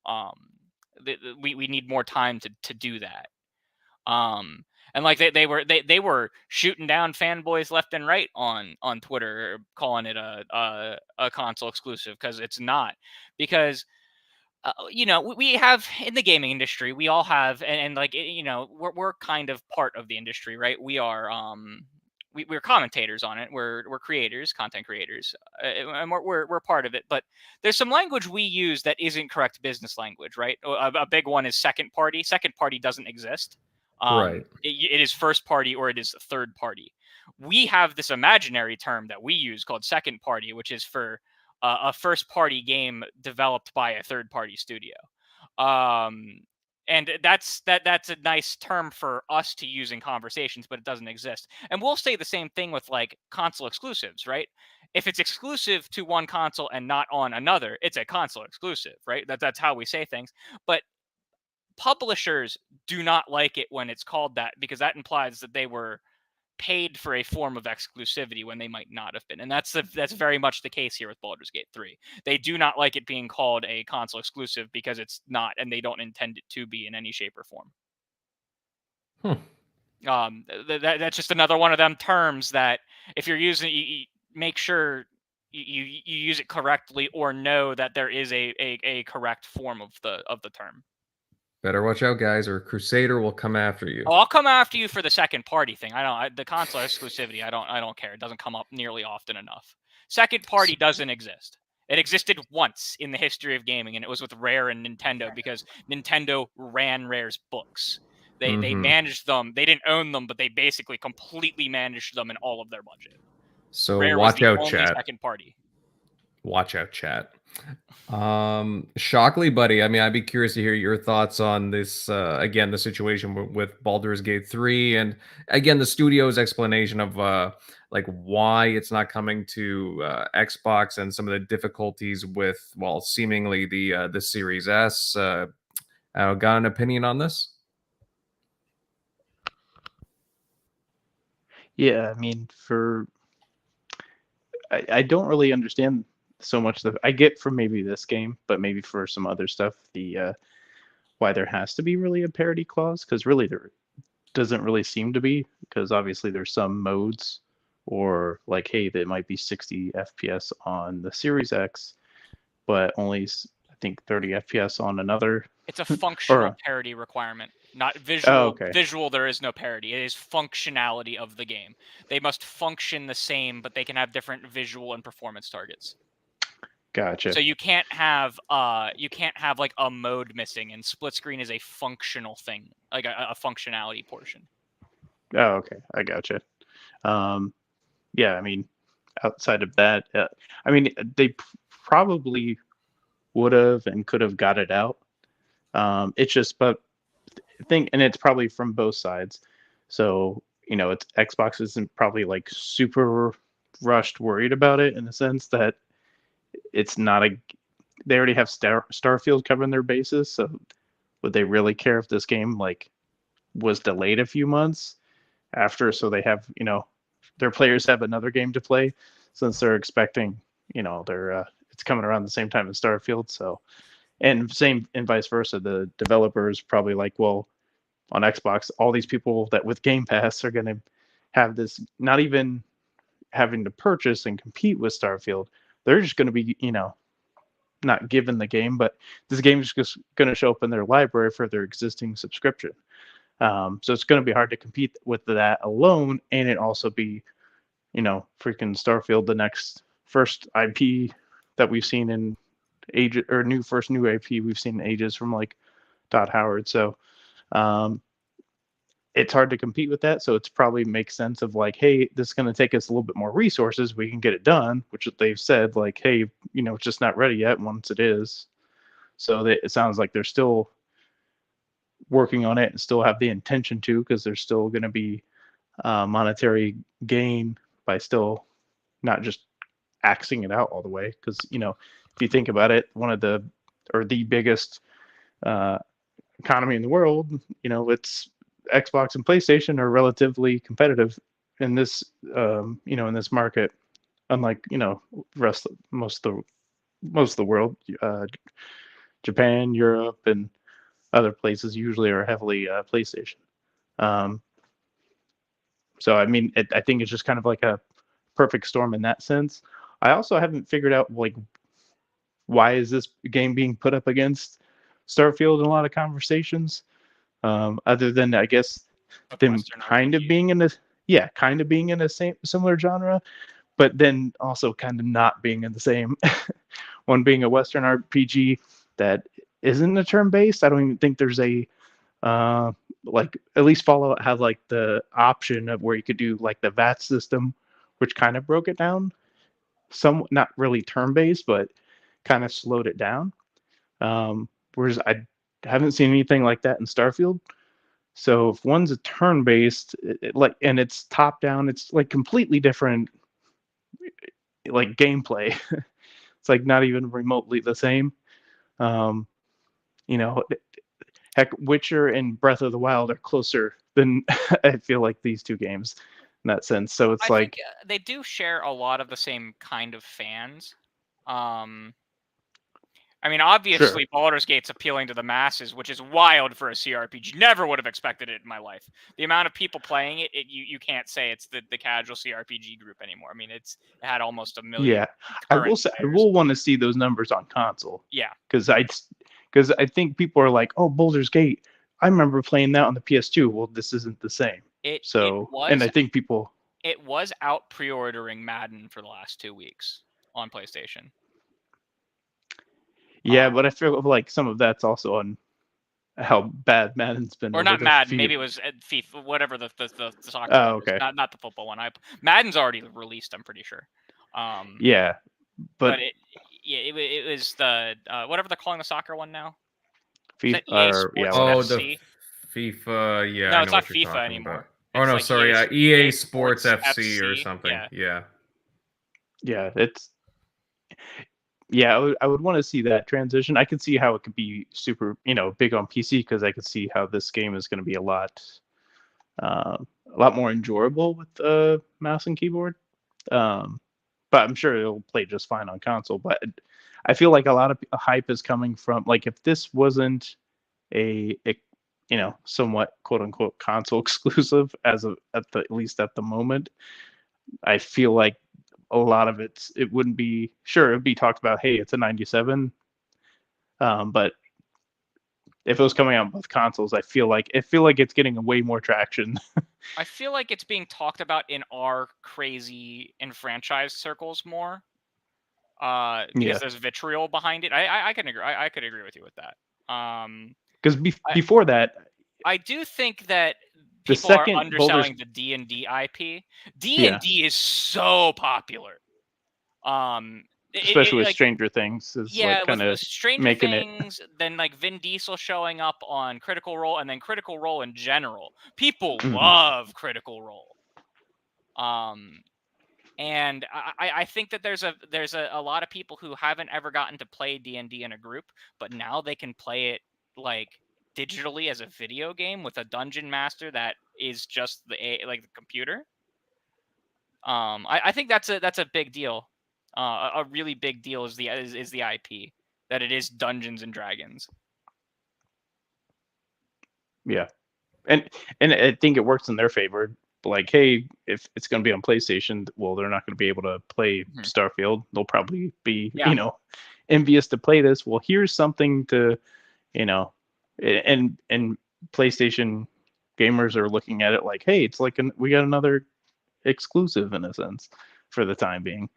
So I mean, it kind of works in their favor, kind of works in not so much works in Xbox favor, but at least, hey, they might get more subscriptions, or subscribers to jump on for Starfield now, since if you don't have access to this game to take up your time. I don't know.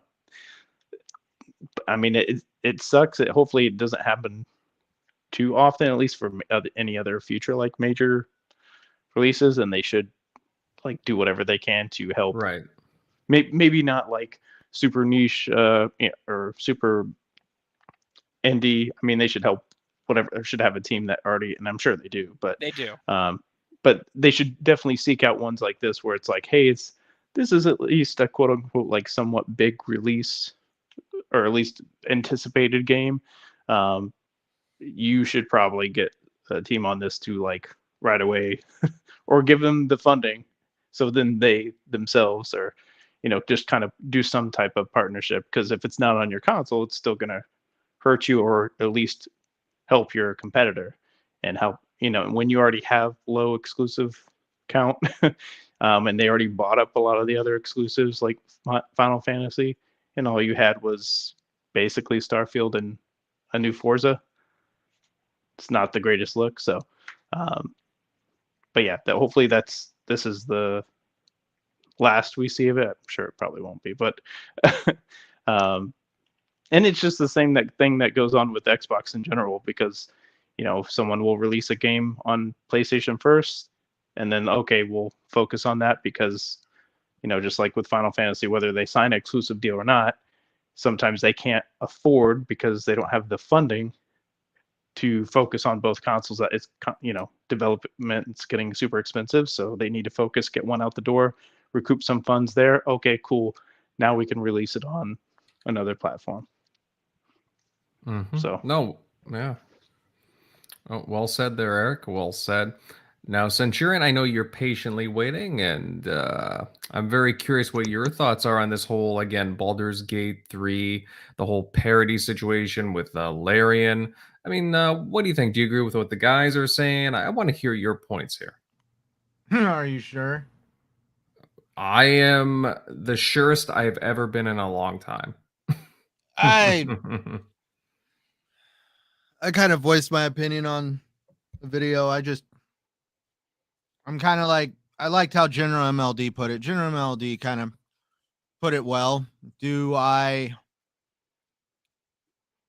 parody thing is a little hard and difficult to kind of nail on the head for me, because as a product designer, I would not want anybody to tell me what I should do with my product, or how that if we did A, B, or C, their job would be easier.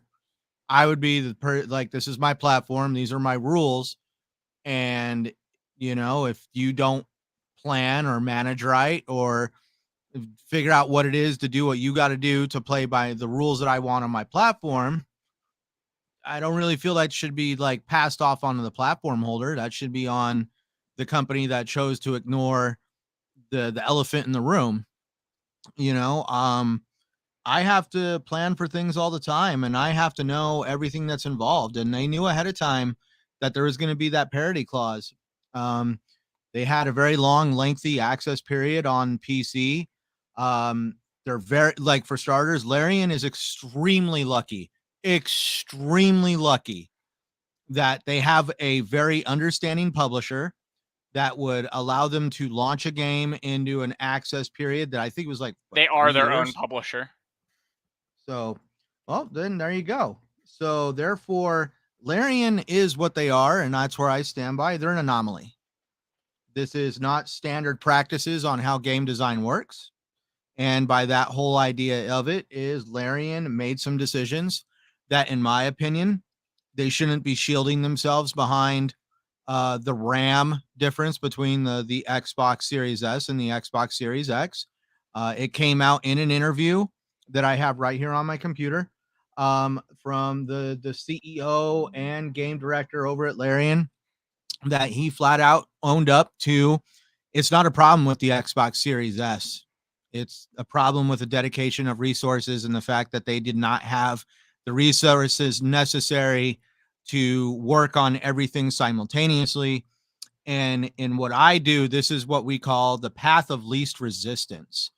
They knew that they could work on PC very easily because of their access period, so they chose PC. Mm-hmm. It was originally only going to launch there. It wasn't originally supposed to launch on consoles.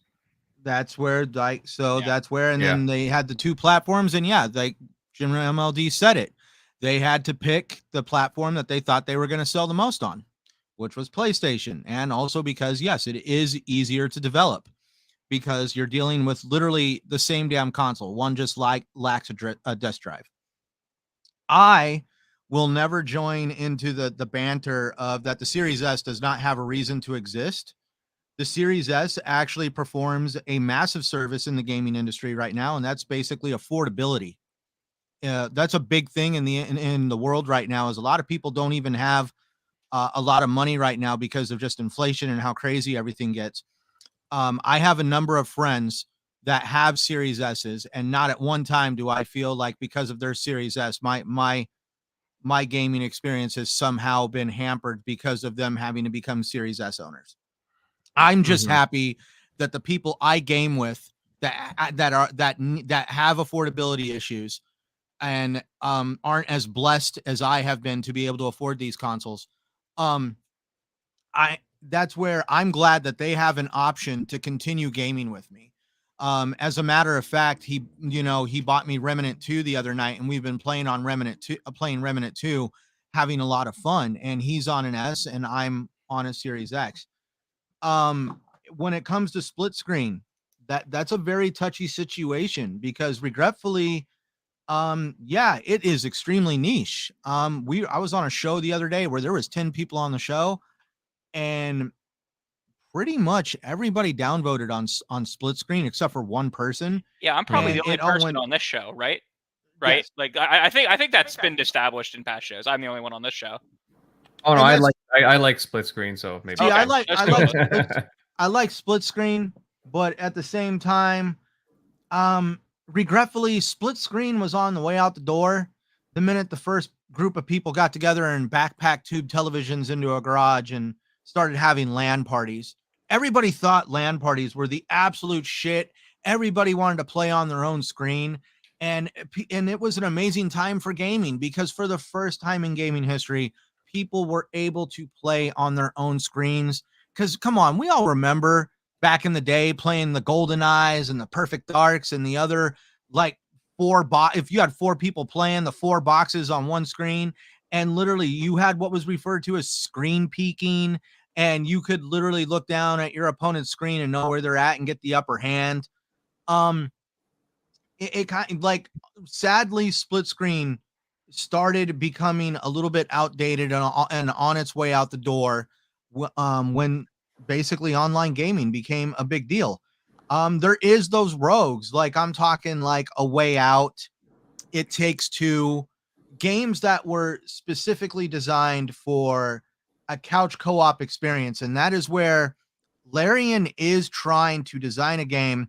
And that's where I'm just saying, with Crusader's explanation of the Dungeons and Dragons attempt to have a party-based thing, I'm just wondering how many people are taking advantage of that design feature. I know and one thing that, like, because I'm a youngin on the podcast. I graduated college more recently. Well, and one thing with us is we used it heavily with Divinity in college, right? Like we were using it heavily there. We use split screen heavily in college. I know my roommate and I, who was my college roommate, would actually probably play Baldur's Gate split screen. He's trying desperately to finish Divinity 2 before they get Baldur's Gate. So there are quite a few of us, and there is a lot of use cases, at least for the younger-ish generation that's in college right now, because a lot of times you can't fit multiple consoles in a dorm room, right? So you and your roommate might be playing stuff together on, I might bring an Xbox, they might bring a PlayStation, and we might split screen stuff on those. So there is a use case, at least from like the group of people that I, like where I've come from more recently, I should say. Does that make sense? No, it makes sense. I just vote on the fact that, regretfully, sometimes when you're designing a product or a service, you have to sometimes think about like what you could do to a product by trying to appease a lower denomination of consumer. Sure. And that's where Larian has created a situation for themselves, as great of a developer as they are, and I really praise the game. I'm going to wait for it to come out on Xbox, because that's where I prefer to play games, especially a game this long. But that's where, just for me, there's just like certain issues where, to me, like, I don't agree with the drop-in co-op thing where you can't drop out. I know you explained it to me that you could have a story, but I can't remember the last time I got together with any groups of friends and we wanted to basically go read a synapse of the adventures we had together. Sure. So, and again, it is fundamentally just like Dungeons and Dragons, right? Like I have my friends. I have one friend group who they actually, for the last, I think it was something like 35 weeks, were playing Divinity 2 every Wednesday night. Now, we play Dungeons and Dragons in my Discord server of college friends and friends of friends. We have one D&D campaign that runs every Sunday night. We had one D&D campaign running every Monday night. We just finished that one. It was whatchamacallit, of the Ice Queen. One of the pre-built modules. I was in that one. And then we had they have the Larian campaign that just transitioned to Baldur's Gate on Wednesday night. And then on Thursday nights, we have another Dungeons and Dragons campaign going on in our Discord server. So like, I do have friends who schedule the time to every week to play Dungeons and Dragons together. And this is the equivalent of scheduling time to play Dungeons and Dragons together. It's just a video game instead of the tabletop experience. Right. It's just the structure of it is built for that audience. And this is where sometimes in designs, you're trying to replicate something that basically like works well in one medium, but does not work well in another. So, I mean, just because it doesn't work well for you doesn't mean it doesn't work well. That's one thing I'll say here, right? Because that some people don't like the way that you only have one life in a battle royale game versus infinitely respawning in something like Halo. That doesn't mean it doesn't work in the battle royale game. It just doesn't work for you, right? See, that's where these decisions I talk about are, regretfully, you're screwing over a customer base over a game design that does not probably have a large attach rate. I don't know. Kind of like everybody got up in arms over Halo Infinite. Everybody wanted to have split screen and co-op is actually probably one of the least used features. Now, are you saying co-op or are you saying split screen? Co-op is heavily used in Halo. Yeah. Co-op is heavily used in Halo. I'm talking like the split screen stuff. The split screen stuff.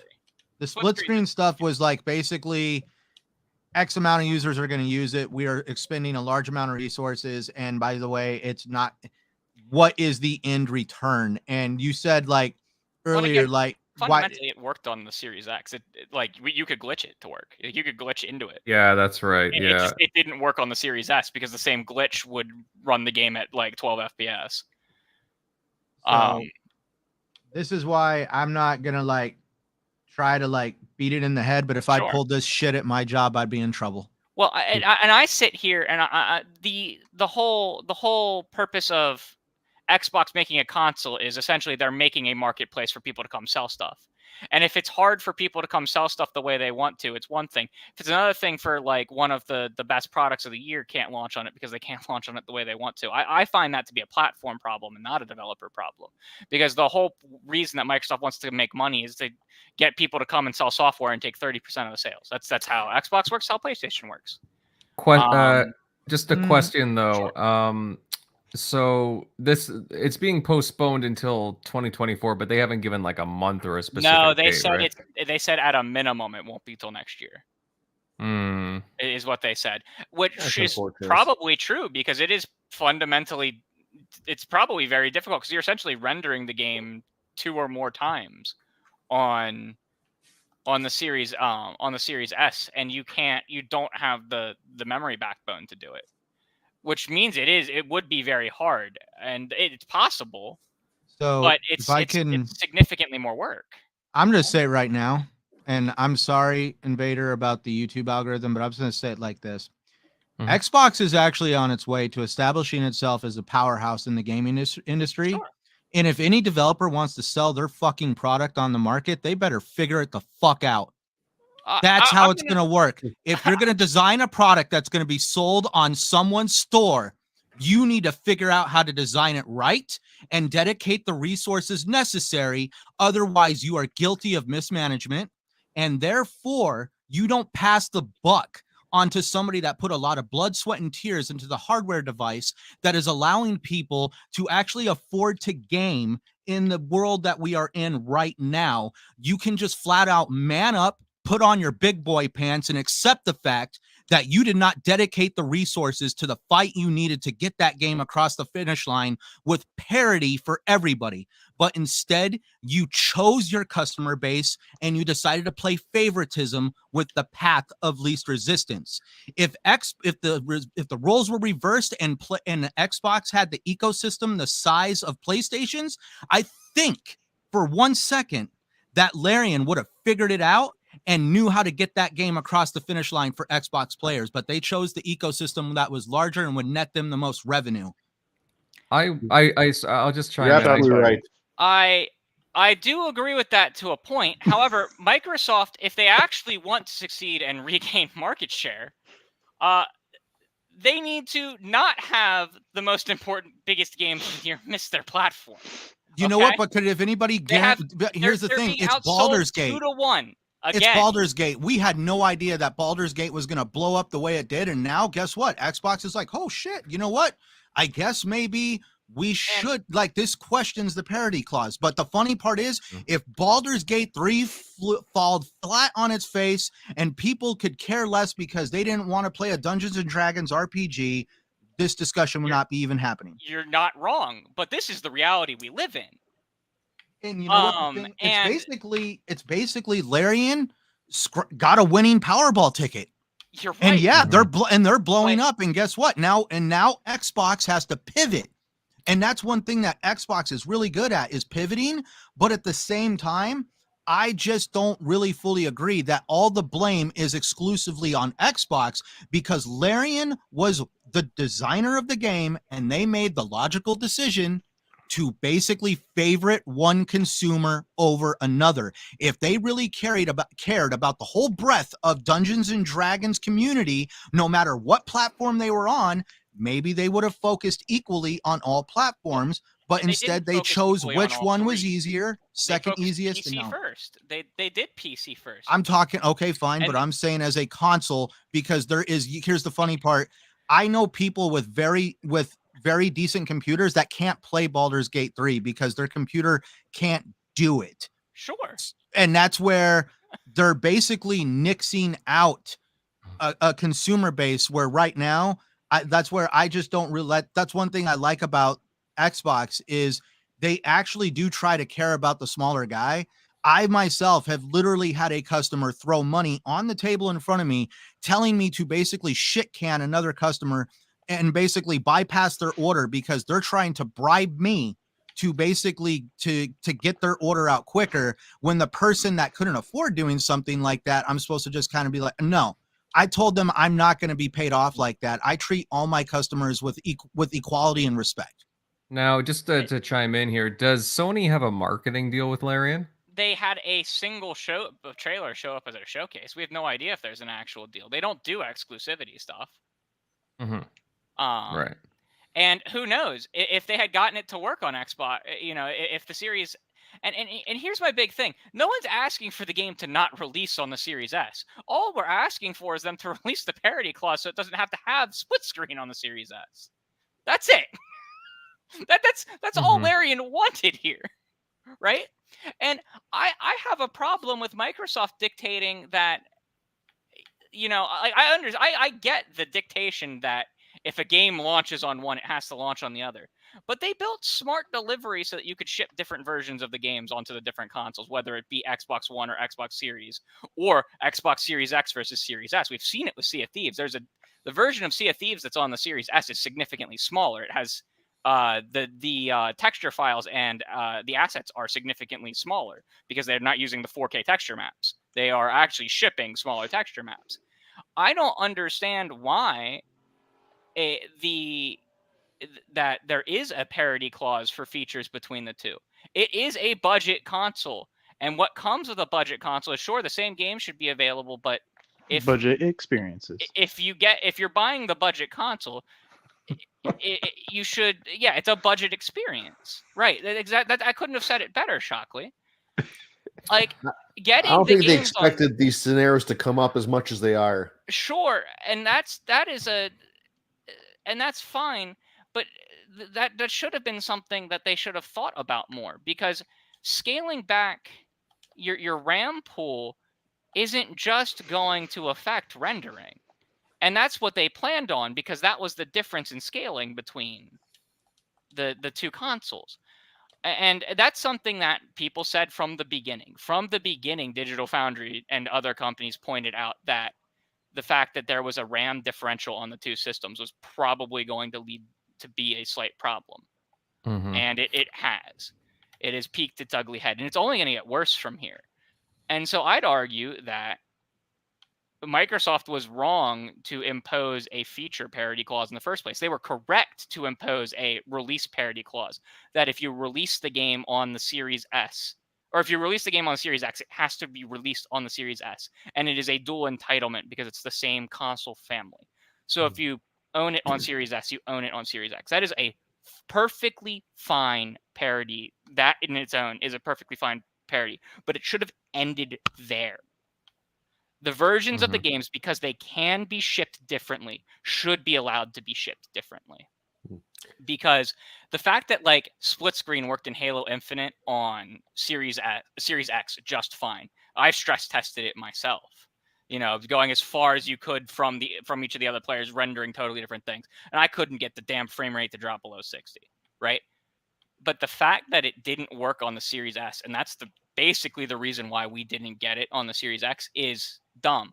I'm getting a lesser experience because the budget console can't run it.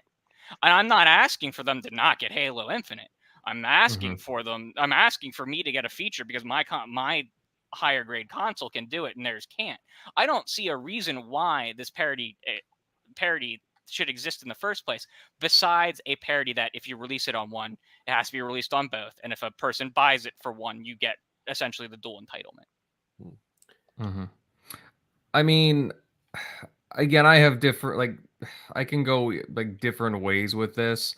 I mean, I will say that, I mean, is Baldur's Gate 3 the straw that breaks the camel's back when it comes to Series S?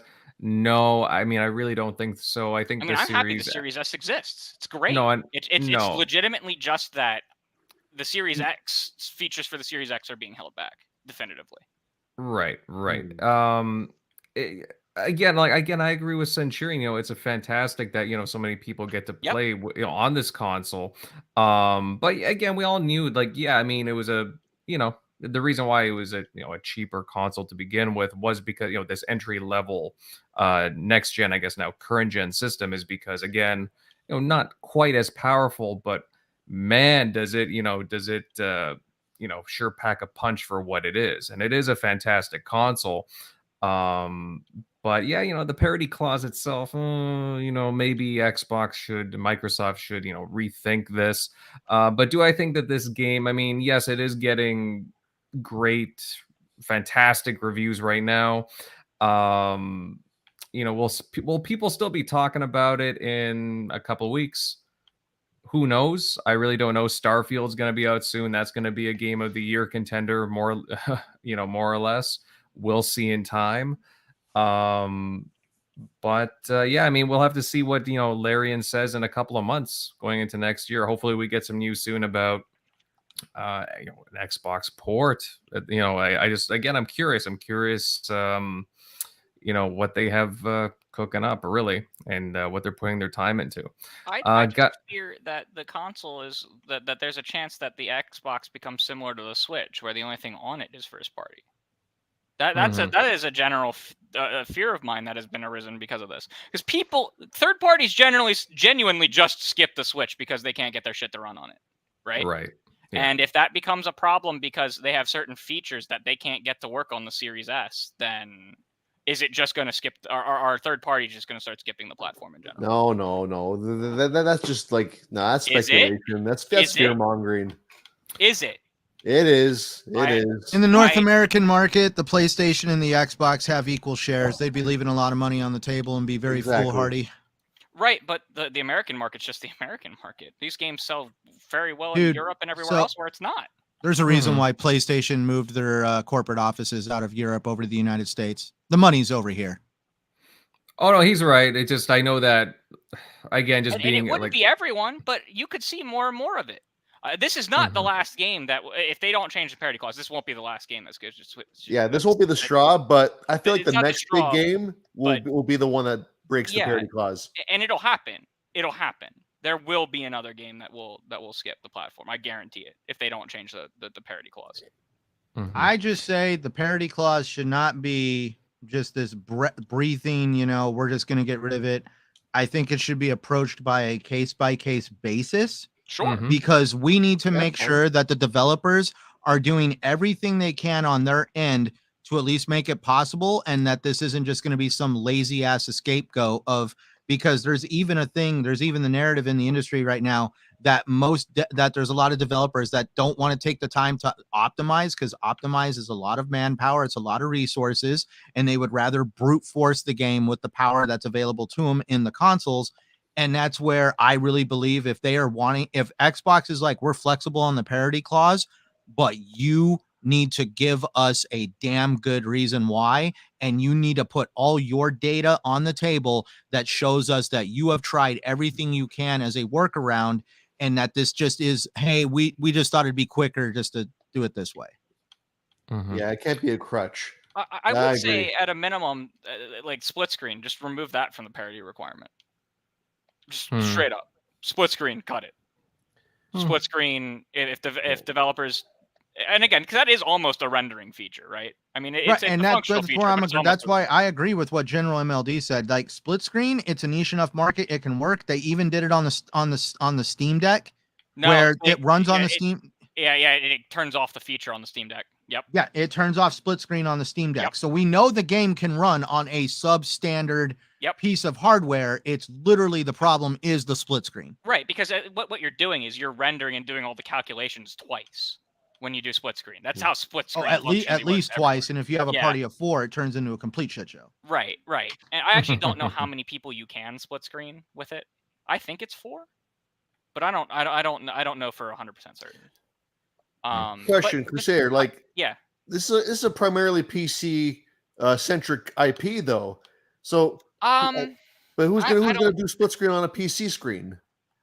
So like we used to just all sit back in like the dorm, and we would sit on the couch, and someone would use the Steam Link from their bedroom and Steam Link it to the flat screen in that we had in our common area. And we would all sit there with controllers, because Larian actually does have very good controller support for these games. And it would be 4 of us with controller support playing it in the living room. I guess that works. But you think everyone would do that? I don't know, but that like I said, that is how it worked. And that is what we did. So I can speak from my own experience that is how we played this. I honestly am looking forward to when this game comes out on PlayStation. I want to see them bench test the split screen, because I'm actually curious to see if it's going to work right. Sure, that's a very good question. It's just that that's why I said because it works well on PC, that sometimes that's why I say what works in one medium may not always work in another. Sure. And I'm pretty sure that's what, like, we all saw what happened with CD Projekt Red when they're like, oh my God, the new consoles can make it possible for us to play Cyberpunk. And then they decided to really, like, whatever reason, the next gen version. They also like 8 months. Right, and then they tried stupidly to get it on Gen 8 consoles when they knew that they should have just stuck to the Gen 9 market, but for whatever reason they stretched themselves too far on that one. And that's where I'm thinking that maybe Larian should have left split screen as a PC feature. And I'm curious on if this whole split screen thing is going to create problems in the console market as a whole. It's possible. You know, I think that, you know, just looking at Halo, like I can see that at least with the Series S, it did come down to a difference between the hardware, right? It worked almost flawlessly on Series X and didn't work like at all on Series S. And that came down to it didn't have enough RAM to actually store, because on consoles, whether you're the PlayStation or you're the Xbox, your RAM is actually it's shared between video and video RAM, VRAM, and traditional RAM. They split it. So if you don't have enough of a buffer, things start to get bad, right? And I think that was one of the mistakes of the series, like when they designed the Series S, and I'm almost positive they won't make it with if they do the same thing in the next generation, is that they reduced the amount of RAM on the Series S versus the Series X. And that's something that they probably shouldn't do for the next generation, right? Scaling down the GPU hasn't seemed to have been a problem at all on the Series S, besides that the games sometimes don't render very, you know, they go a little low in the resolution. But scaling that memory down was probably the biggest mistake, and they didn't make the mistake with the CPU. The CPUs are the same between the Series S and Series X, like the CPU clock. So I'm very curious to see how Microsoft handles this even into the next generation, because the Series S has been a success. It's just that now there's some pains that are coming with it, right? And I do think this is a big learning experience for designing the next one. And that's a fair comment. All right, guys, I'm just looking at the clock. Any other comments before we start closing down the show? Yes, no? Have you guys seen any of the subtle reactions from people who got Starfield codes online? Very positive. Mr. Matty Plays. You guys know who Mr. Matty Plays is? Yes. Yes. Mr. Matty Plays tweeted that he got a code and didn't tweet for 2 days, and then just tweeted a picture of Patrick from SpongeBob with bloodshot eyes and a 5 o'clock shadow. And that, I was dying when I saw that today. He must be really happy. He just posted a picture. Yeah. And the same thing happened with Paris Lily. You guys know Paris? Yeah. Yep. Paris tweeted that he got a code, and then he didn't tweet until 24 hours later. And it basically was like he just pulled an all-nighter to play. Yeah, I noticed that. That's really interesting. Yeah. So, oh, and one thing I learned about review copies from Xbox. This is some fun facts for y'all. The review copies from Xbox, if the game is Play Anywhere available, is a Play Anywhere code, so they can test both PC and console. So if anyone says that they didn't send out codes for a platform, they're lying their teeth off. Because your code is dual. You're dual entitled because it's a code for a Play Anywhere game. Jez Corden confirmed that to me in a tweet, that any code that Microsoft sends out for a Play Anywhere title is Play Anywhere. All right, that's just some little fun. So if someone's saying, "Wow, they actually sent out codes this time for PC," they always do, because they always send out PC and Xbox codes as one code. Well, the more you know. All right, guys, I think we'll end things off here and just start to round off things. We had some really great discussions on Starfield, Microsoft shutting down the 360 marketplace, and the whole Baldurs Gate 3 Xbox Parity Clause debate. Overall, hey, pretty fun times. Really enjoyed, again, the back and forths. You know, makes life a lot of fun. Thank you to everyone that tuned in tonight. And if you enjoyed the chat, then please consider dropping a like, subbing to the channel if you're new, and hey, share this show out. We'd love to get more eyes on here. But with that said, let's make our way to the outros, starting off with Eric Shockley. Buddy, hey, I really liked your insights tonight. Where can everybody find you? Yeah, as always, you can find me at ShockNero on Twitter, EasyShock on Xbox Live. But yeah, good topics tonight. Good show. See you later. Short and sweet. I like it. Next up, Centurion1307. Buddy, hey, you know what? I really want to watch your video that you posted earlier today. So let's get cracking here. I thought you had a great show. Where can everybody follow you?